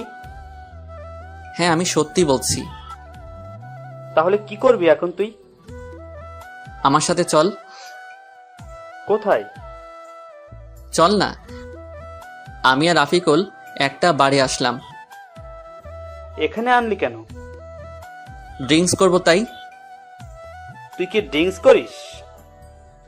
হুম। কিন্তু তুই তো আজ পর্যন্ত একটা সিগারেটও মুখে নিয়ে দেখিস নাই। আজকের মতো তো আর কখনো কষ্ট পাই নাই। তারপর আমরা দুজনই ড্রিঙ্কস করি। আমি একটু বেশি খেয়েছি, যার কারণে নিজেকে কন্ট্রোল করতে পারছি না। তাই আফিকুল আমাকে বাড়িতে নিয়ে আসে। বাড়িতে দরজায় নক করতে তানিশা দরজা খুলে দেয়। ভাবি, আসলে আজকে রাহি একটু ড্রিঙ্ক করে ফেলেছে। আচ্ছা ঠিক আছে, আপনি ওকে ভেতরে নিয়ে আসুন। তারপর আফিকুল আমাকে রুমে রেখে চলে যায়। একটু পরে আপু আসলো। তুই ড্রিঙ্কস করেছিস? হ্যাঁ, করেছি। তোর কোনো সমস্যা? তুই তো আগে এমন ছিলি না। সবসময় কি একরকম থাকতে হবে? এই বলে আমি তানিশার দিকে এগোচ্ছি আর তানিশা পিছনে যাচ্ছে। এদিকে আসছিস কেন? আমার ইচ্ছে হয়েছে, আমি আমার বউকে আদর করব, যা ইচ্ছা তাই করবো। আপনার কোনো সমস্যা? আমি তোকে আগেই বলেছিলাম। পুরো কথা শেষ হওয়ার আগে আমি ওকে ধরে ফেলি। কি করছিস? ছাড় আমাকে। আজকে আমার বউয়ের অধিকার নিয়েই ছাড়বো। এই বলে তানিশার কাছে যেতেই ধাক্কা মেরে বিছানায় ফেলে দিল। এত জোরে ধাক্কা দেয় যে আমি আর উঠতেই পারি না। একে তো নেশা করা অবস্থায় কখন যে ওখানেই ঘুমিয়ে পড়ি নিজেই জানি না। সকালে উঠে দেখি আজকে আমার আগে আপু উঠেছে। তাতে আমার কি, আমি আর ওকে নিয়ে ভাবতে চাই না। ফ্রেশ হয়ে নিচে আসলাম, কিন্তু তানিশাকে কোথাও দেখতে পাচ্ছি না। কি ব্যাপার, গেল কই? তারপর কিচেনে গেলাম। গিয়ে দেখি আম্মু আছে, তানিশা নেই। আম্মু, তানিশা কোথায়? ও তাসনিয়া রুমে আছে। আচ্ছা। তারপর তাসনিয়ার রুমে গেলাম, গিয়ে দেখি দুজনে বসে কি যেন বলছে। আমাকে দেখে তাসনিয়া বলতে লাগলো, ভাইয়া কেমন আছিস? ভালো, তুই? আমিও ভালো। ভাবিকে ডাকতে এসেছিস? না, এমনিতেই তোকে দেখতে এসেছিলাম। হ্যাঁ, আগে তো এত ভালো ছিলি না, এখন কি ব্যাপার? ভাবি যাও, ভাইয়া তোমাকে দেখতে না পেয়ে মনটাকে সান্ত্বনা দিতে পারছে না। তুই কিন্তু একটু বেশি পেকেছিস।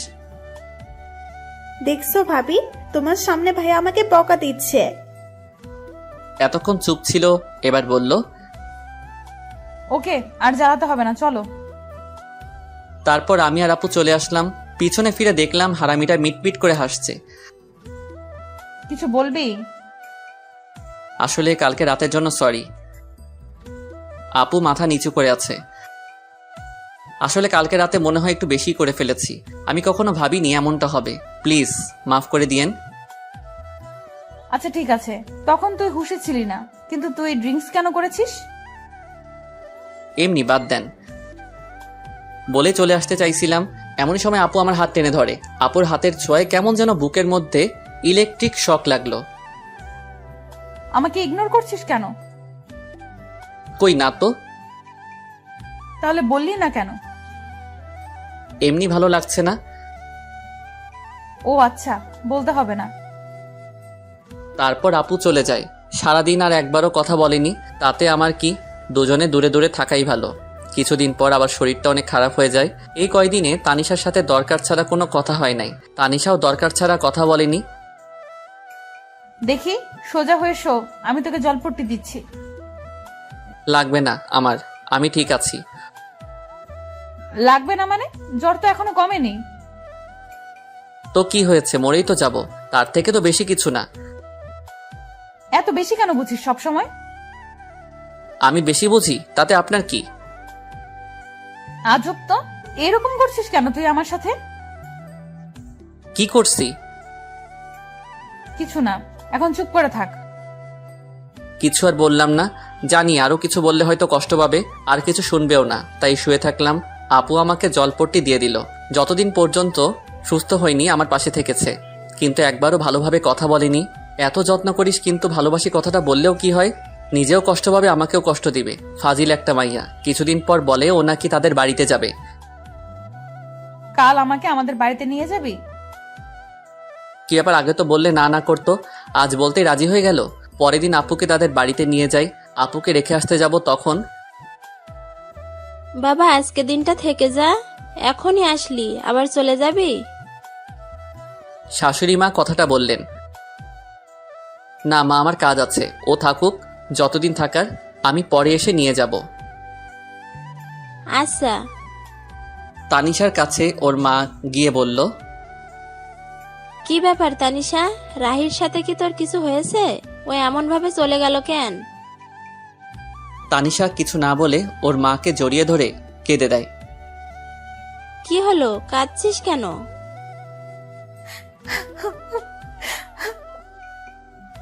কি হয়েছে পাগলি মেয়ে, এভাবে কাঁদছিস কেন? রাহি কি তোকে কিছু বলেছে? আম্মু, আমি রাহিকে ভালোবেসে ফেলেছি, কিন্তু বলতে পারছি না। ও অন্য কিছু ভেবে আমার উপর রেগে আছে। তারপর ওর মাকে সব খুলে বলে। আমি রাহির সাথে কথা বলে দেখছি। না আম্মু, তোমাকে বলতে হবে না। তুই তো বলতে পারবি না, পাগলি একটা। আমি বলছি। না, আমিই বলবো, তারপর যা হবার হবে। ওকে, তাহলে এবার কান্না থামা, পাগলি একটা। এদিকে আমি বাড়িতে এসে কিছু ভালো লাগে না, মনটা শুধু হাহাকার করছে। কি যেন নেই মনে হচ্ছে। আপুকে ওখানে রেখে এসে তো এখন রুমটা ফাঁকা ফাঁকা মনে হচ্ছে। ওকে কি নিয়ে আসবো?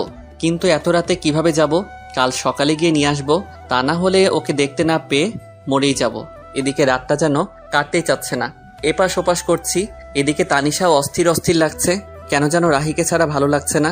অনেক কষ্টের পর সকাল হলো, আমি রেডি হয়ে বেরিয়ে পড়বো। তখনই এত তাড়াহুড়ো করে কোথায় যাচ্ছিস? একটা কাজে তোর আবার কিসের কাজ? আছে, একটা জরুরি কাজ, আমি যাচ্ছি বলে চলে আসলাম। এতক্ষণ পর তানিশা আপুর বাড়িতে চলে আসলাম। এসে কলিং বেল চাপ দিতেই আমার চাচা মানে শ্বশুর মশাই দরজা খুলে আমাকে দেখতে পান। আরে রাহি বাবা, এত সকালে যে? ভেতরে আসতে বলবেন না? আরে আয়, এটা তো তোরই বাড়ি। কে এসেছে গো? দেখে যাও, তোমার মেয়ে জামাই এসেছে। ও রাহি, বাবা ভিতরে এসে বসো। আম্মু, তানিশা কই? ওর ঘরে আছে। আচ্ছা। আমি আর এক মুহূর্তে এখানে না দাঁড়িয়ে আপুর রুমে চলে এলাম। এসে দেখি মহারানী মন খারাপ করে শুয়ে আছে। আমি একটু আওয়াজ করলাম, দেখলাম কোনো সারা শব্দ নেই। আপনার কি মন খারাপ? দেখি আমার কথা শুনে আমার দিকে তাকালো, কিন্তু ওকে দেখে মনটা খারাপ হয়ে গেল। মহারানী শুয়ে শুয়ে কান্না করছিল। তুই এখানে এসেছিস কেন? কেন, আমার শ্বশুর বাড়িকে আমি আসতে পারি না? না, আসবি না, চলে যা এখান থেকে। কিন্তু আমি তো চলে যেতে আসিনি, আমি তো আপনাকে সাথে করে নিয়ে যেতে এসেছি। আমি কেন তোর সাথে যাব? আমি নিয়ে যাব তাই। আমি যাব না, তুই চলে যা এখান থেকে। আমি তো যাব না আপনি না গেলে। কেন? আমি তোর কে? আপনি আমাকে চাচাতো বউ। এসেছে বউ বউ করতে, যাব না আমি। তানিশা, বললাম তো যাব না। আমি তোমাকে অনেক ভালোবাসি, নিজের থেকে অনেক বেশি। চলো আমার সাথে। কি বললি? ভালোবাসি।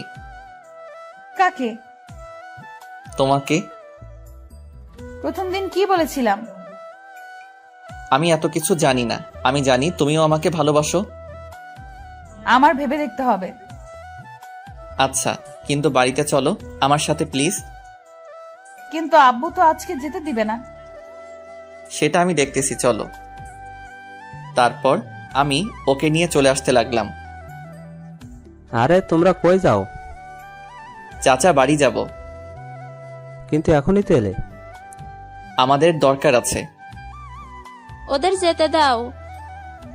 তারপর আমি আর তানিশা বাড়ির উদ্দেশ্যে রওনা দিলাম। আজকে এসে আজকেই চলে গেল, বুঝলাম না তুমি আটকালে না কেন? তারপর চাচি সব খুলে বললেন। এরা পারেও বটে, দেখো এখন সব ঠিক হয়ে যাবে। হুম। আমি তানিশাকে বাড়িতে নিয়ে আসলাম। বাড়িতে আসতে আম্মু বলল, কি রে, কালকে দিয়ে আসলি আবার আজকে নিয়ে আসলি? অমনিও থাকতে চাইছিল না তাই। এই জন্যই সকাল সকাল খুব জরুরি কাজ, এইটাই ছিল। আমি আর কথা না বলে তানিশাকে রুমে নিয়ে আসলাম। রুমে আসতে দেখি ও আমার দিকে রাগী লোক নিয়ে তাকিয়ে আছে। আমি ভয় বললাম, কি ব্যাপার, অমন করে তাকিয়ে আছেন কেন? আমি থাকতে চাইছিলাম না, তাই না? মানে না। তোর আজকে কি করে দেখ। হয়েছে আপনাদের রোমান্স করা? হঠাৎ কথা শুনে দুজনেই চমকে উঠে যাই। তুই এখানে কিছু বলবি?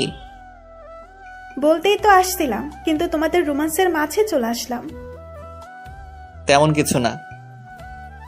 ভাইয়া, আমি কানা না, আমি তোর থেকে বেশি দেখতে পাই। কি বলবি বল। আমায় কিছু টাকা দে তো। কত লাগবে? 500। আব্বুর কাছে থেকে নে। না, তুই দে, আব্বু বকা দিবে। পরে এসে নিয়ে যাস। ওকে, তোরা রোমান্স চালিয়ে যা। তোকে আজকে।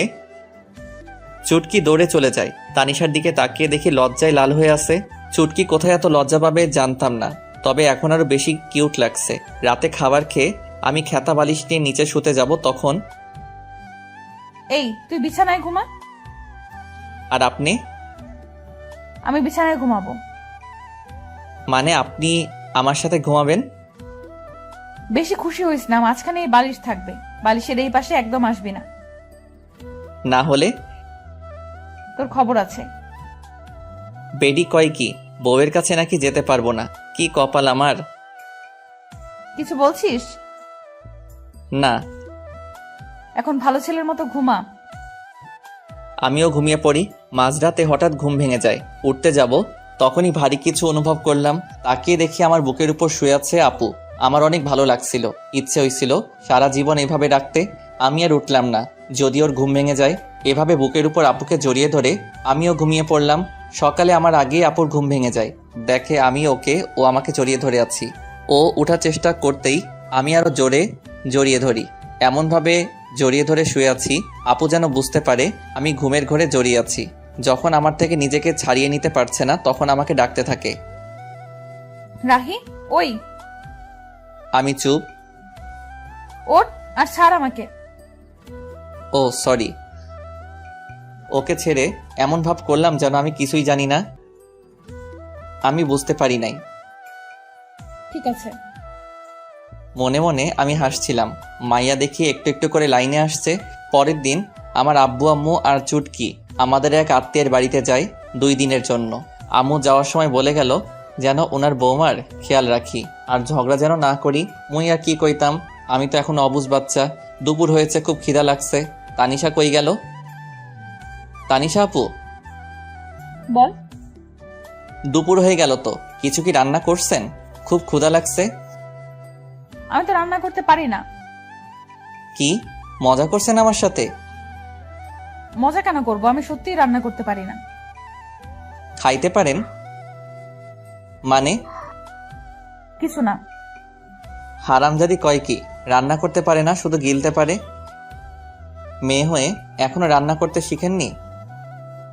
আম্মু কখনো রান্না করতে দেয়নি। মেয়ে মানুষ যখন হয়েছেন একটু তো রান্না করা শিখতে পারতেন। রান্না করতে পারেন না? বিয়ে করে বরকে কি করে খাওয়াতেন? এখন কি হবে আমার? বিয়ে তবে করলি কেন? শখে করি নাই, জোর করে করাইছে। যত সব। খিদের জ্বালায় কি সব বলেছি। খিদে লাগলে মাথা ঠিক থাকে না। আমি গিয়ে হোটেল থেকে খাবার এনে খেয়ে নেই। পরে মনে হলো তানিশাও কিছু খাই নাই, তাই খাবারগুলো নিয়ে ঘরে গেলাম। এই নেন, খাবারগুলো খেয়ে নেন। আমার মাথা ব্যথা করছে, আমি নিচে ঘুমাচ্ছি, আপনি খাবার খেয়ে নিয়েন। তারপর আমি গিয়ে ড্রয়িং রুমে ঘুমিয়ে পড়লাম। ঘুম ভাঙলে দেখি সন্ধ্যা নামবে। তানিশাকে ডাকতে রুমে যাই, গিয়ে দেখি খাবারগুলো যেমন রেখেছিলাম তেমনই আছে। তানিশা গেল কোথায়? সারা বাড়ি খুঁজে পেলাম না, তাই ছাদে গেলাম। গিয়ে দেখি মহারানী ছাদে দাঁড়িয়ে আছে। আমি গিয়ে ডাক দিতে চোখ মুছে আমার দিকে তাকালো। বুঝলাম আমার কথায় অনেক কষ্ট পেয়েছে। খিদের জ্বালায় তখন আমার মাথা ঠিক ছিল না। আমার হয়তো এমনভাবে বলা ঠিক হয় নাই।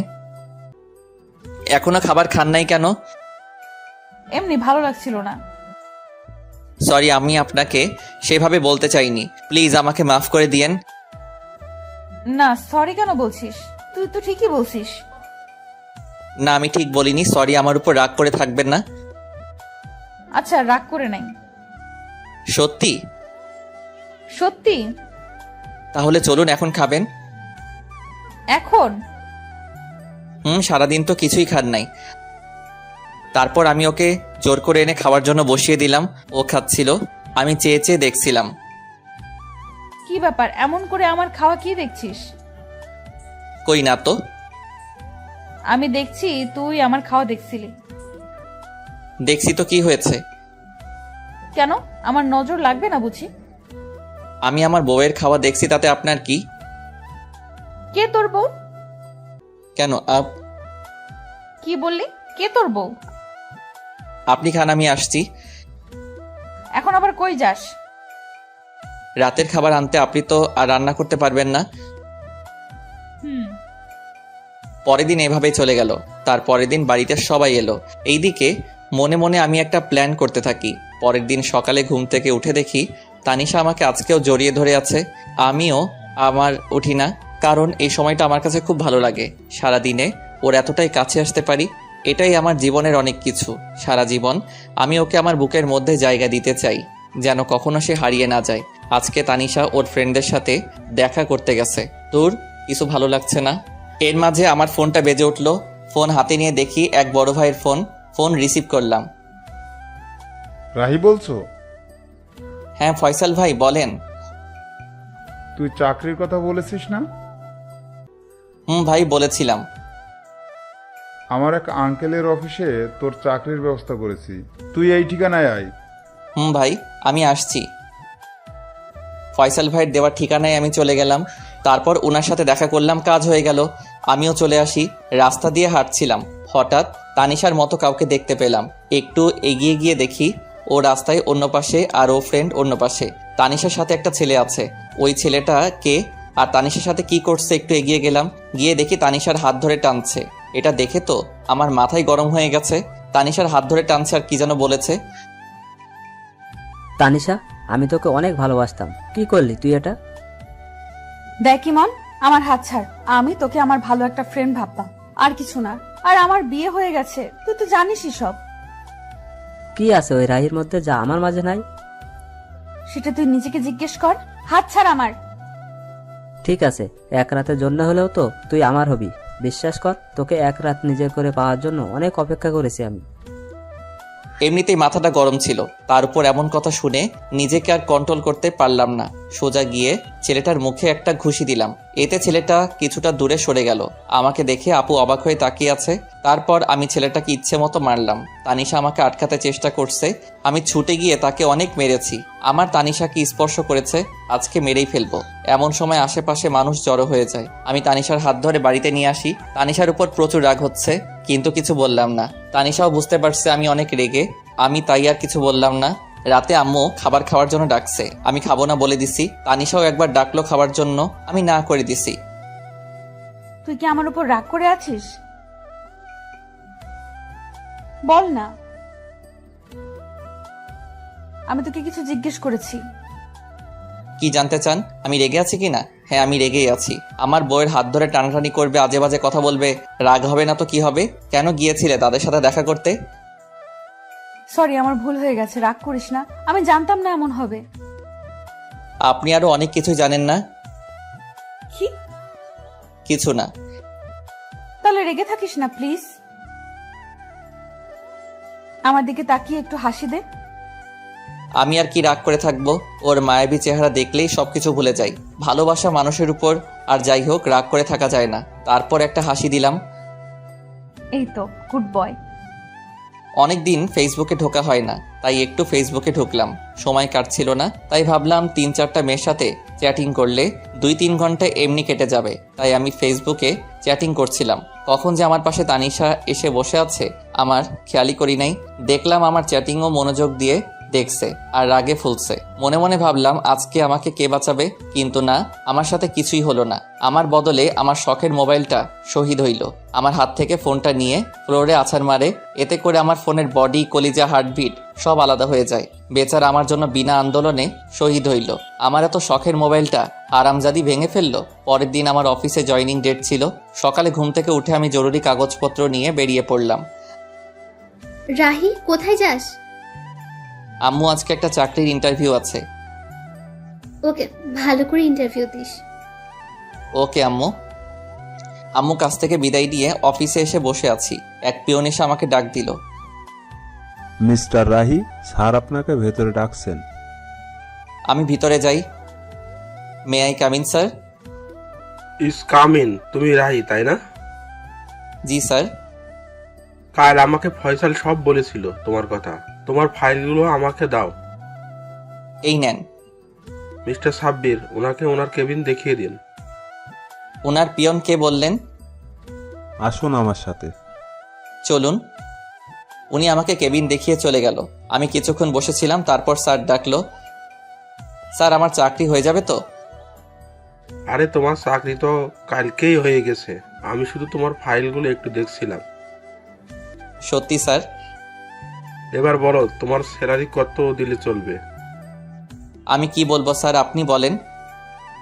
30,000 হলে চলবে? আপনি যা ভালো বোঝেন স্যার। ফয়সাল আমার ছেলের মতো, তাই তুমি কোনো চিন্তা করো না। আজ থেকে তুমি এই কোম্পানির ম্যানেজার। ওকে? ধন্যবাদ স্যার। তারপর আমি অফিস থেকে চলে আসি। আজকে আমার অনেক খুশি লাগছে। হঠাৎ মনে পড়লো আজকে তো তানিশার জন্মদিন, ওকে আজকে সারপ্রাইজ দিতে হবে। বাড়ি আসার সময় সব জিনিসপত্র নিয়ে এলাম, আর সবার জন্য মিষ্টিও নিয়ে এলাম। আম্মু দরজা খুলে দিতেই আম্মুকে মিষ্টি খাওয়ালাম। মিষ্টি কি জন্য? আম্মু, আমার নতুন চাকরি হয়ে গেছে। এটা তো খুব ভালো কথা, তোর আব্বু শুনলে অনেক খুশি হবে। আম্মু, চুটকি কই? কি ব্যাপার, আজকে তানিশাকে না খুঁজে তাসনিয়াকে? আম্মু, তুমি না? ওর ঘরে আছে। আমি গিয়ে চুটকির সাথে দেখা করলাম, তারপর রুমে চলে এলাম। তানিশাকে বললাম আমার সাথে একটু আসতে। কোথায় যাব? আমার সাথে চলুন না। তারপর আমি ওকে ছাদে নিয়ে গেলাম। ছাদে যাওয়ার আগেই আমি ওর চোখ বন্ধ করে নিলাম। কি করিস? চুপ। আমি ছাদে নিয়ে গিয়ে চোখ ছেড়ে দেই। তানিশা চোখ খুলে অবাক হয়ে যায়। ছাদের মধ্যে মোমবাতি দিয়ে লেখা happy birthday to you Tanisha. আমি ওর সামনে হাঁটু গেড়ে বসে বললাম happy birthday Tanisha. Thank you so much. I love you Tanisha, I really love you. এই বলে আমি তানিশার হাতে আংটি পরিয়ে দেই, কিন্তু এর মধ্যে তানিশার কোনো রিয়াকশন নেই। আমি অবাক হয়ে যাই। কিছু বলছো না যে?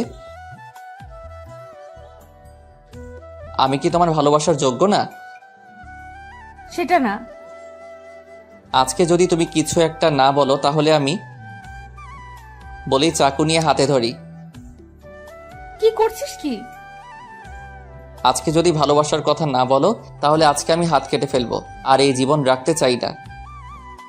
বলেই চাকু দিয়ে হাতে টান দিতেই যাব, তখন তানিশা দৌড়ে এসে চাকু ফেলে দিয়ে জড়িয়ে ধরে কান্না করতে করতে, কি করছিস তুই? তোর কিছু হলে আমার কি হবে? কেন, তুমি তো আমাকে ভালোবাসো না? কে বলছে? অনেক ভালোবাসি তোকে। তাহলে বলনি কেন আগে? এমনি। তুই কখনো বলেছিস? বলেছি। ভালো করছিস। ভালোবাসি। জানি তো। অনেকক্ষণ তানিশা আর আমি একে অপরকে জড়িয়ে ধরে থাকি। কেকটা কাটো। তোর মনে ছিল? আমার একমাত্র বউয়ের জন্মদিন আমার মনে থাকবে না? হয়েছে হয়েছে, আর পাম মারতে হবে না। তারপর আমি আর তানিশা মিলে কেকটা কাটি। আমি ওকে খাইয়ে দেই আর ও আমাকে খাইয়ে দেয়। এই মুহূর্তটা আমার কাছে মনে হলো নতুন অনুভূতি। এতদিন পর আজকে আমার খুশি লাগছে। অনেক রাত হয়েছে, চলো এখন। এমন ভাবে যাব না। তাহলে? আমি হেঁটে যেতে পারবো না। তাহলে কিভাবে যাবেন? বুঝতে পারছিলাম ও আমার খুলে উঠে যাওয়া কথা বলছে, তার জন্য এমন করে বলেছে। আমি না বোঝার ভান করলাম। সব কথা কি মুখে বলতে হয়? বুঝতে পারছি। বলে তানিশাকে খুলে তুলে নিলাম, আমার গলা জড়িয়ে ধরলো। আমি ছাদ থেকে ওকে রুমে নিয়ে আসলাম। রুমে এসে তো তানিশা অবাক হয়ে যায়। রুমটা এত সুন্দর করে কে সাজালো? তানিশার পছন্দ সব ফুল দিয়ে সাজানো। পছন্দ হয়েছে? অনেক। কে করলো এসব? সেটা না হয় পরে জানবে।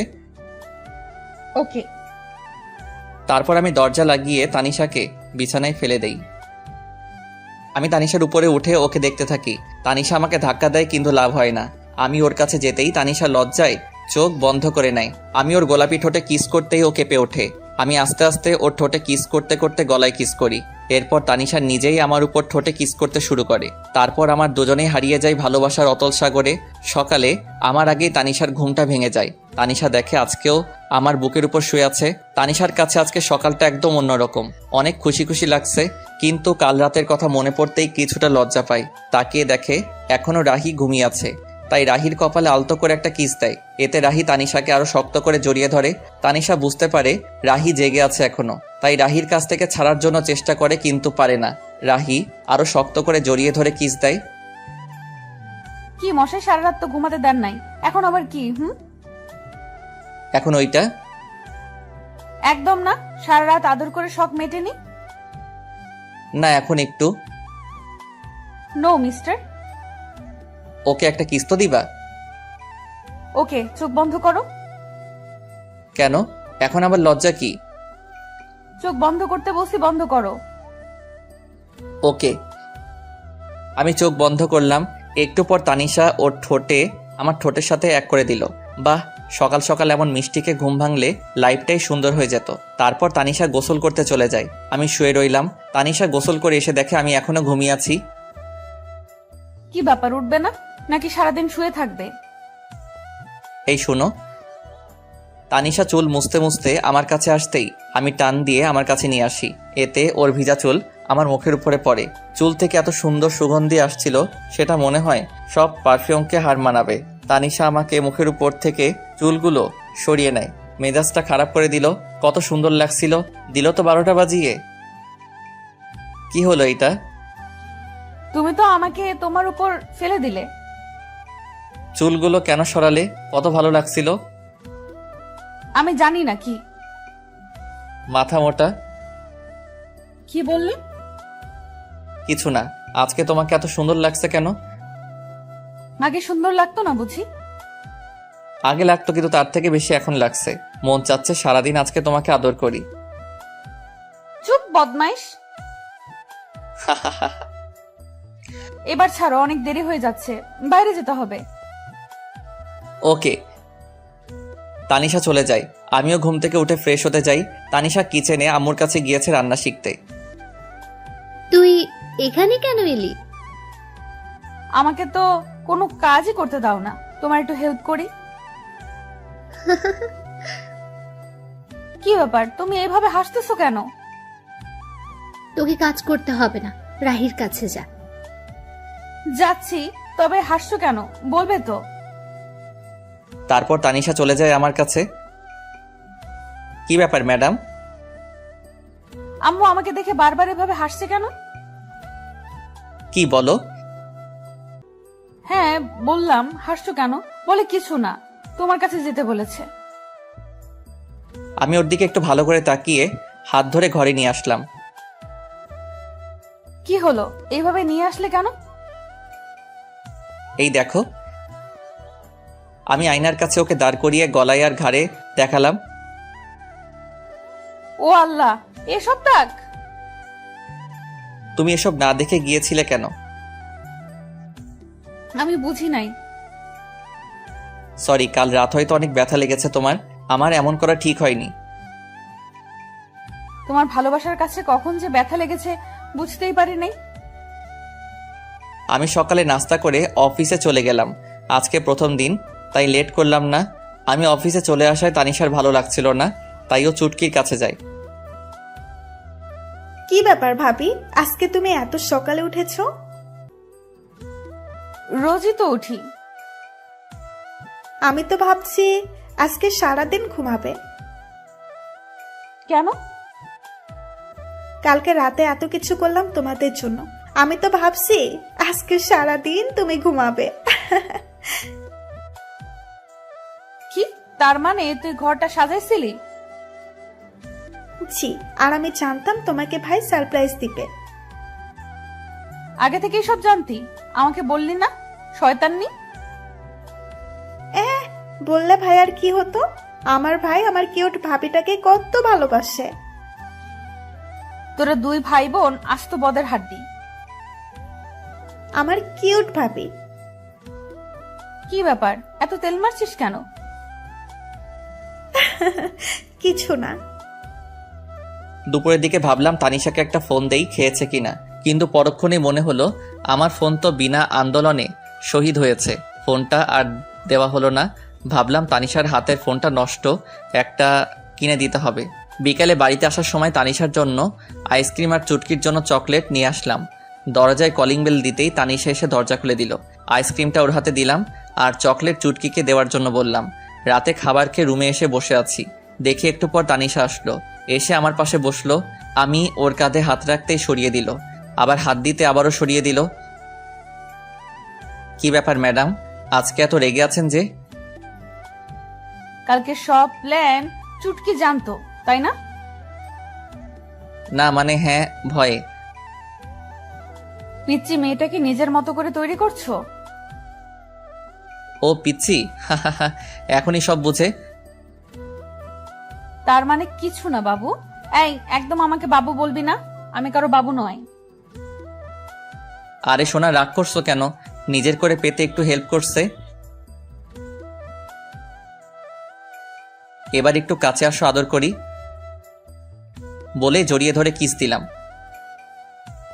এবার হয়েছে তো, ছাড়ো আমায়, এখনো মন ভরে নাই। মন ভরে নাই, আরেকটা দিলে ভালো হতো। একটা কেন, 1000টা দিবা, তবে একটা শর্ত আছে, সেটা মানতে হবে। আগে বলো রাখবে, আমার কথা ঠান্ডা মাথায় জবাব দিবি। দিব, বলো। অফিসে কি কোনো মেয়ে আছে? তাদের সাথে কি তুমি কথা বলো? তানিশার কথা শুনে রাহি তো রাগে আগুন, কিন্তু কথা দেওয়ার কারণে ঠান্ডা মাথায় জবাব দিল, দেখো, অফিসে মেয়ে মানুষ থাকবে এটা স্বাভাবিক, কিন্তু তাদের সাথে প্রয়োজন ছাড়া কথা বলি না। তাদের সাথে কি হেসে হেসে কথা বলো? যদি বলো এখন থেকে আর বলবে না, কেমন? ঠিক আছে, কিন্তু তারা যদি বলে? বলবে এসব ঠিক নয়, আর বেশি বললে বলবে বউ বারণ করছে। কিন্তু অফিসে সবাই তো জানে আমি এখনো বিয়ে করিনি। কি? ওই হারামজাদা, তুই আমাকে বিয়ে করিস নাই, আদর করিস নাই, তারপরও কেন বলিস নাই তোর বিয়ে হয়েছে? এখন বুঝেছি, আমায় রেখে তুই অন্য মেয়েদের সাথে প্রেম করে বেড়াস। ছি ছি, তুই এত খারাপ। আরে কি বলো, কার সাথে প্রেম করতে যাব? আর কেনই বা করব, ঘরে এত সুন্দর বউ থাকতে। তুমি সত্যি অন্য মেয়েদের সাথে প্রেম করো না? না রে বাবা, সত্যি কারোর সাথে প্রেম করি না। আর তুমি এতদিনে এই চিনলে আমাকে? কাল অফিসে গিয়ে সবাইকে বলে দিবে তোমার বিয়ে হয়েছে। আর যদি না বলো তাহলে তোমার সাথে কখনো কথা বলবো না, তোমাকে আদর করব না, বলে দিলাম কিন্তু। বলবো। এই তো আমার লক্ষ্মী জামাই। সকালে। এই তুমি ওঠো, সকাল হয়েছে, অফিসে যেতে হবে না? উঠছি। উঠছি মানে? তাড়াতাড়ি ওঠো, না হলে পানি ঢেলে দিব। এই যে উঠে পড়েছি, আর আমি আগেই টের পেয়েছি, কিন্তু ইচ্ছে করে উঠিনি। কেন কেন? দেখলাম আমার বউটা ঠিকঠাক কাজ করতে পারে কিনা। ভালো করেছেন জনাব। এখন গিয়ে ফ্রেশ হয়ে নিন, আমি নাস্তা রেডি করছি। আমি ফ্রেশ হয়ে নাস্তা করে নিলাম। এই যে কাল কি বলেছিলাম সব মনে আছে তো? সব মনে আছে। আরেকটি কথা মনে করেও করতে পারছি না, মনে মনে ভাবছি। কি হলো, এইভাবে দাঁড়িয়ে আছো যে? অফিস যাবে না? তো কি করব, তুমি যেতে দিলে কই? আমি আবার কি করলাম? তোমাকে টেনে ধরেছি নাকি? ধরেছে, ওই তো এখন একটা কিস দিয়েছো না বলেছো। ও, আমি তো ভুলেই গেছিলাম। তার জন্য বুঝি আমার বরটা রাগ করে দাঁড়িয়ে আছে। দাঁড়াও, দিচ্ছি। কিন্তু এখন আর রাগ হচ্ছে না। আমি তানিশার কাছে থেকে বিদায় নিয়ে অফিসে চলে এলাম। আজ একটু খুশি খুশি লাগছে। তানিশার কথা ভাবছিলাম, হঠাৎ কারো আসার শব্দ শুনে আমি চমকে উঠলাম। স্যার, এসে বিরক্ত করলাম না তো? না, কি জন্য এসেছেন বলুন। এমনি এসেছি স্যার, আসলে আজকে আপনাকে অন্যরকম লাগছে। ও আচ্ছা, না আমি ঠিক আছি, আপনি এবার আসুন। Okay sir. তখন পি আসলো। স্যার, একটু পর একটা মিটিং আছে, আপনাকে থাকতে হবে, না হলে অনেক বড় সমস্যা হবে। এখন তো আমি চলে যাব, আপনারা সবাই থাকুন। না স্যার, আপনাকে থাকতেই হবে। কিন্তু আমি তো। না স্যার, আপনাকে থাকতেই হবে, অনেক বড় সমস্যা। ঠিক আছে, সবাইকে বসতে বলুন, আমি আসছি। আমার এখন বাড়িতে যাওয়ার সময়, কিন্তু আজ একটা মিটিং থাকার কারণে কোনো উপায় না পেয়ে থাকতে হলো। মিটিংয়ে থাকাটা অনেক বড় জরুরি। মিস্টার রাব্বি, ফাইলগুলো আপনি সব ভালো করে দেখে নিয়েছেন তো? আমি দেখেছি স্যার, আপনি শুধু দেখলেই হবে। আমি ফাইলগুলো দেখছিলাম, তখন আমার ফোনটা বেজে উঠল। একটু ব্যস্ত থাকার কারণে ফোনের দিকে নজর দিলাম না। মিস্টার রাব্বি, সব ঠিক আছে? ওনাদেরকে সামনের সপ্তাহে আসার জন্য আমন্ত্রণ করেন। আমার ফোনটা আবারও বাজতে শুরু করলো। স্যার, আপনার ফোন বাজছে। দেখছি, একটু ওয়েট করেন। আমি সেখান থেকে সরে এসে ফোনটা হাতে নিল। ফোনটা রিসিভ করতেই, কি ব্যাপার, কখন থেকে তোমাকে ফোন করে যাচ্ছি, তুমি ফোন রিসিভ করলে না কেন? আর কোথায় তুমি? অফিসে। আর তোমার বোঝা উচিত হয়তো কোনো কাজে আটকে গিয়েছি, বিধায় ফোনটা রিসিভ করিনি। তারপরেও কেন বিরক্ত করে যাচ্ছ? অফিসে মানে? অফিস টাইম তো অনেক আগেই শেষ হয়ে গেছে। তার মানে তুমি অন্য মেয়েদের সাথে আড্ডা দিচ্ছ? যা ভেবেছিলাম তাই হলো। এখন কিন্তু অনেক বাড়াবাড়ি হয়ে যাচ্ছে। ফোন রাখছি আমি, এখন ব্যস্ত আছি। বলেই ফোনটা কেটে দিলাম। এভাবে রেগে কথা বলা আর হুট করে ফোন রেখে দেওয়ায় তানিশার একটু সন্দেহ হলো, আর মনে মনে ভাবছে তাহলে কি রাহি আমাকে ধোকা দিচ্ছে? না, এর শিকড় আমাকে টেনে বের করতেই হবে। মিটিং শেষ করে 2 ঘন্টা পর বাড়িতে আসলাম। এসে দরজায় কলিং বেল চাপ দিলাম, সাথে সাথেই তানিশা এসে দরজা খুলে দিল। এতক্ষণ নিশ্চয়ই পথের দিকে চেয়েছিল, তখন বলতে লাগলো, এই ছেলে, কি পেয়েছিস কি? ঘরে বউ রেখে অন্য মেয়েদের সাথে মেলামেশা করবি, আর বাড়িতে এসে এমন ভাব করবি যেন এখন অফিস থেকে এসেছিস। তানিশা এখন কিন্তু একটু বাড়াবাড়ি হয়ে যাচ্ছে। আমি বাড়াবাড়িই করছি, সত্যি বললাম তো, তাই শুনতে খারাপ লাগছে। আমি নিজের রাগ কন্ট্রোল করতে না পেরে নিজের গালে নিজেই 2টা থাপ্পড় মারি। এমনিতেই আজকে কাজের অনেক ধকল গেছে, তার উপর বাড়িতে আসতে না আসতে কি সব শুরু করে দিয়েছ। আমি তোমাকে আগেই বলেছি আমার কোনো মেয়ের সাথে মেলামেশা নেই। আগে যাই একটু কথা বলতাম, এখন তাও বলি না, কারণ তুমি আছো, তোমাকে নিয়েই ভাবতে চাই। তাহলে আজ এত লেট করলি কেন? ফোন করলাম, কথা না বলে কেটে দিলি। নিশ্চয়ই তখন পাশে কোনো মেয়ে ছিল। ছিল, তবে কোনো বাজে মেয়ে ছিল না। তাহলে কেন বললি না? কাজে আটকে গিয়েছিলাম, তার উপর একটা মিটিং ছিল। সরি, আগে বলনি কেন? তাহলে তো এত বাজেভাবে বকা দিতাম না। আমার বুকের উপর ঠুস করে মাথা রেখে কথাগুলো বলল। আমাকে বলার সুযোগ দিয়েছো তুমি? সরি বাবা, এবার ফ্রেশ হতে যাও। রাতে খাবার খেয়ে যে যার মতো রুমে চলে গেল। আমি রুমে এসে অভিমান করে বসে আছি। কি হলো, এভাবে মুখ গোমড়া করে বসে আছো কেন? কি হলো আমার পাগলটার? কি হলো, এভাবে মুখ গোমড়া করে বসে আছো কেন? কথা না বললে কিন্তু আমি অন্য রুমে চলে যাব বলে দিলাম। যাও না কেন, আটকে রেখেছে? তুমি এখনো আমার উপর রেগে আছো? এই যে কান ধরছে, আর কখনো এমন হবে না। সরি বাবু। এসব বলে কাজ হবে না, ঘুষ লাগবে। ঘুষ দেওয়া এবং নেওয়া আমি পছন্দ করি না।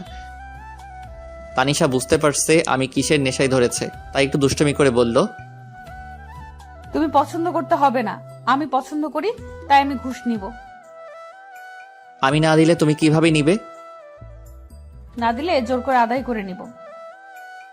বলি তানিশার দিকে এগোচ্ছি, আর তানিশা পিছনে যাচ্ছে। একদম কাছে আসবে না, আসলে কি করব? খারাপ হয়ে যাবে কিন্তু। খারাপটাই তো দেখতে চাই। এই বলে আমি তানিশার কাছে গিয়ে গলায় কিস করে আস্তে আস্তে ঘাড়ে চুমু দিচ্ছিলাম। এরপর দুজনের নিঃশ্বাস ঘন হয়ে যায়। এরপর আমি তানিশাকে কোলে করে নিয়ে বিছানায় ফেলে দেই। অনেক খুনসুটি দুষ্টামি করে দুজনেই ঘুমিয়ে পড়ি। আজকে একটু বেলা হয়ে গেছে, কারো ওঠার নামগন্ধ নেই। তখন আম্মু ডাক দিল, কি হয়েছে রাহি? অনেক বেলা হয়ে গেছে, এখনো উঠছিস না? অফিসে দেরি হয়ে যাচ্ছে তো। আম্মু একটু ঘুমাই। আর ঘুমাতে হবে না, আর ঘুমালে তোমার অফিসে যাওয়া হবে না। আচ্ছা, উঠছি। তারপর আমি ফ্রেশ হয়ে নাস্তা করে অফিসে চলে এলাম। দেখি রাব্বি আমার কেবিনে বসে আছে। কি ব্যাপার? কিছু না স্যার, অন্য দিনের তুলনায় আজকে একটু লেট হয়েছে। আচ্ছা যাও, কাজ করো গিয়ে। রাব্বি চলে গেল।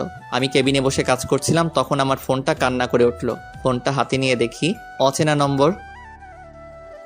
খুব বিজি, আমাকে একটু সময় দিতে পারো না? আপনি কোথাও ভুল করছেন, আমি আপনাকে চিনি না, আর নাম্বারটাও কোনোদিন দেখিনি। ও, এখন তো মনে থাকবেই না। বিয়ের আগে কত কিছু করেছো, বিয়ে করার সাথে সাথে সব শেষ। আপনি কে বলুন তো? বলবো না। ওকে বাই, আমি ফোন রেখে দিলাম। এই না না, বলছি। আজ আম্মুর কাছ থেকে নতুন সিম নিয়েছি তোমার সাথে দুষ্টমি করব বলে। তাই তো, কি করেছে আমার বাবুটা? কথা বলছি জনাব, তুমি কি করছো? একটা মেয়ের কোলে মাথা রেখে শুয়ে আছি। কি বললি তুই হারামি, লুচ্চা বেটা? তোর সাথে কোনো কথা নাই, তুই কোনো দিন আমাকে বউ বলবি না। তানিশা ফোন রেখে দিল। আমি হাসতেছি, কেমন বোকা বানিয়ে দিলাম তানিশাকে। একটু পর আম্মুর ফোন এলো। হ্যালো আম্মু, বলো। অসময়ে ফোন দিলা যে, কি কিছু হয়েছে? কিছু হয়নি, কিন্তু হঠাৎ তানিশা কেমন যেন করছে। ওর আচরণ আমার মোটেও ভালো লাগছে না। কেন আম্মু, কি হয়েছে? একটু আগে তোর সাথে কথা বললো, তারপর কি হলো না হলো কিছুই জানি না, আর শুধু কান্না করছে আর বলছে আমি এখানে থাকবো না আম্মু, তোমার ছেলে একটু ভালোবাসে না আমায়, আমি চলে যাব। ও এমনি ঠিক হয়ে যাবে আম্মু, তুমি চিন্তা করো না। তুই কি এমন বলেছিস যে এমন আচরণ করছে? আম্মু বাসায় গিয়ে সব বলবো, আর তুমি এসব নিয়ে একটু চিন্তা করো না। ফোন রেখে দেওয়ার পর থেকে কিছুই ভালো লাগছে না। ওর সাথে এমন দুষ্টমি না করলেও পারতাম। মেয়েটা এমন কেন? আমি বললাম আরও বিশ্বাস করে নিল। আজকে একটু তাড়াতাড়ি বাড়িতে ফিরলাম। বাড়িতে এসে তানিশাকে কোথাও দেখতে পাচ্ছি না। তানিশার কোনো সারা শব্দ নেই, তাই আম্মুকে বললাম, আম্মু আম্মু। কি হয়েছে? বাড়িতে এসে এভাবে চিল্লাচিল্লি করছিস কেন? আম্মু তানিশা কই? কখন থেকে ডাকছি, কোনো সারা শব্দ নেই।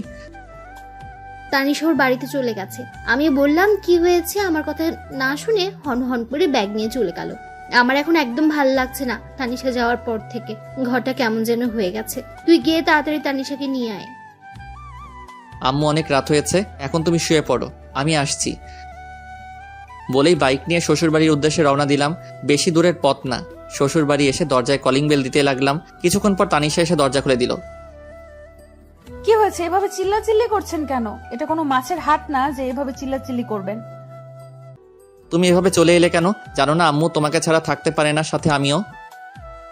ঢং করা লাগবে না। যেখানে আমার কোনো মূল্য নেই সেখানে আমি থেকে কি করবি? মানে?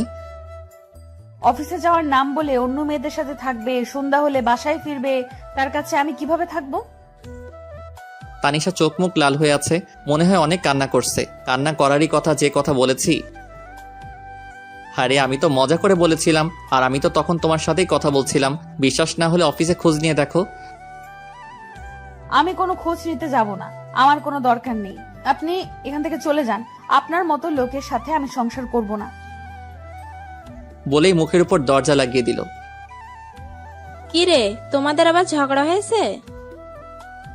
ওই বেটা বদের হাড্ডি সব সময় আমাদের সাথে লেগে থাকে। তবুও তো তোকে অনেক ভালোবাসে।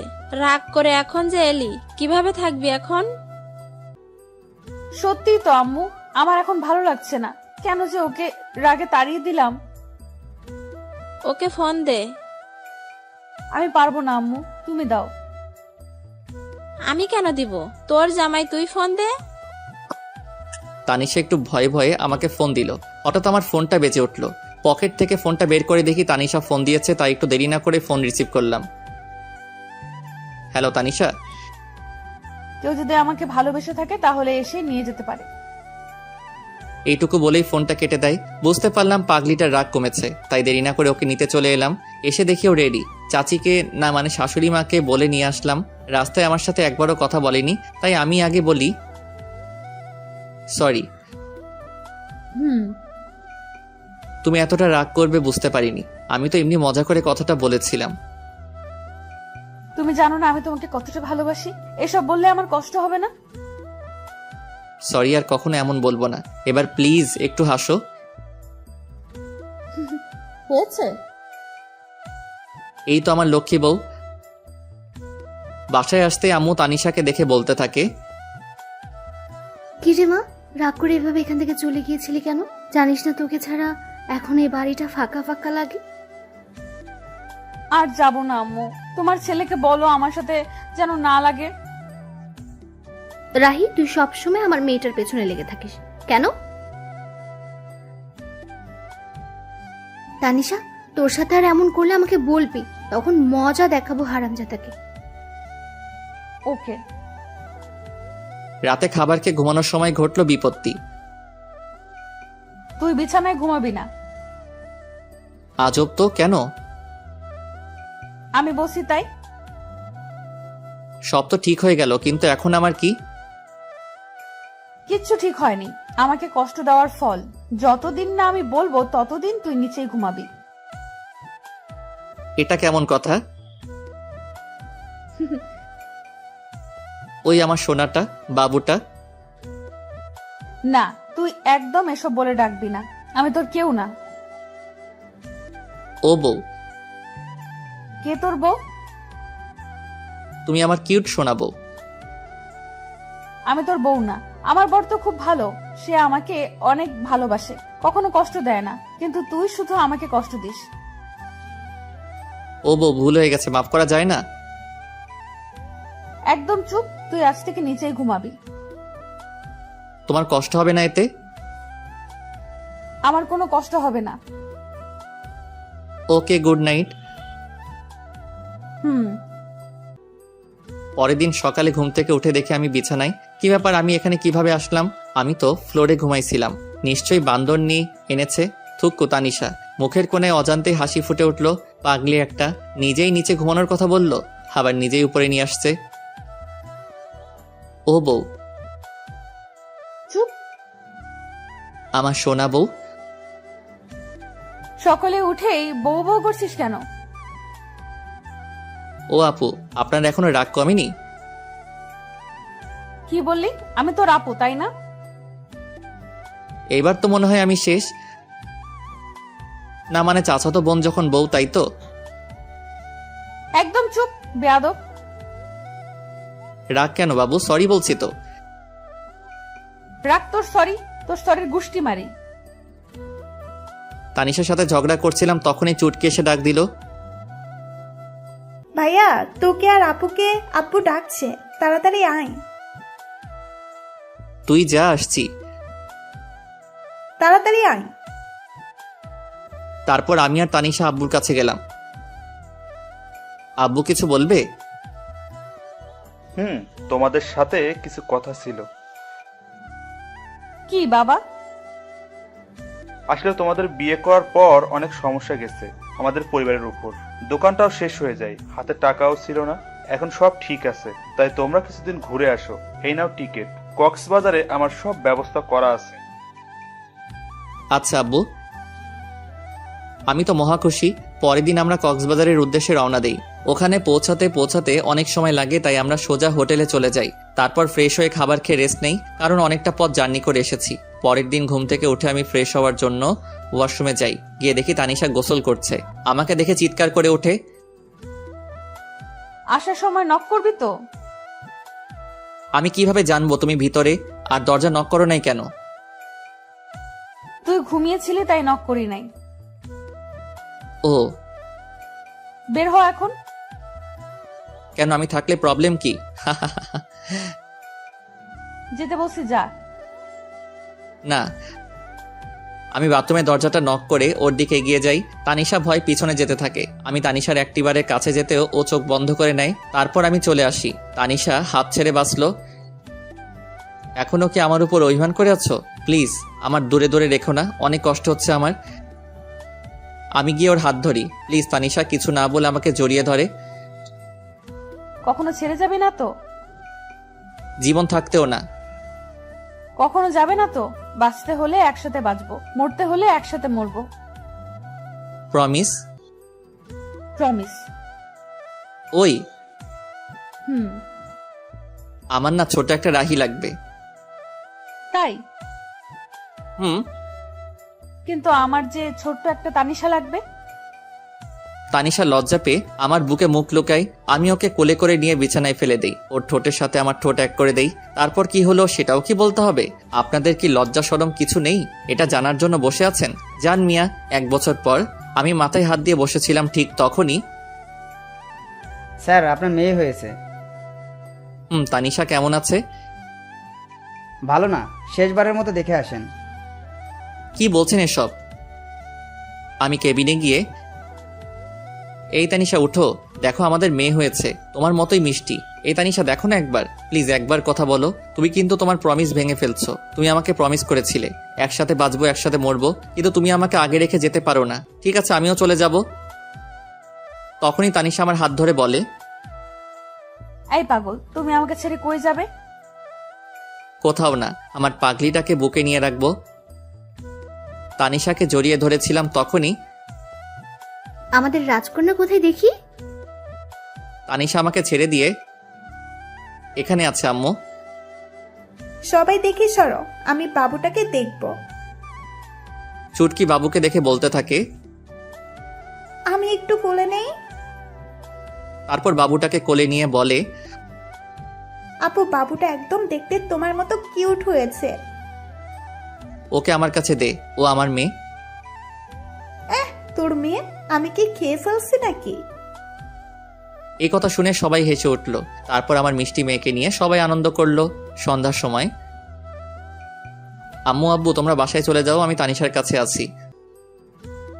ঠিক আছে, আমরা এখন আসি, কিছুক্ষণ পরে খাবার নিয়ে আসবো। আচ্ছা। তখন তানিশা বলল, রাহি এদিকে এসো। বলুন মহারানী। এখানে এসে বসো। তাহলে তোমার মিষ্টিটা দাও। দেখছে তো? কে দেখছে? তোমার পাঠক পাঠিকা। এই যে পাঠক পাঠিকা ভাই বোন।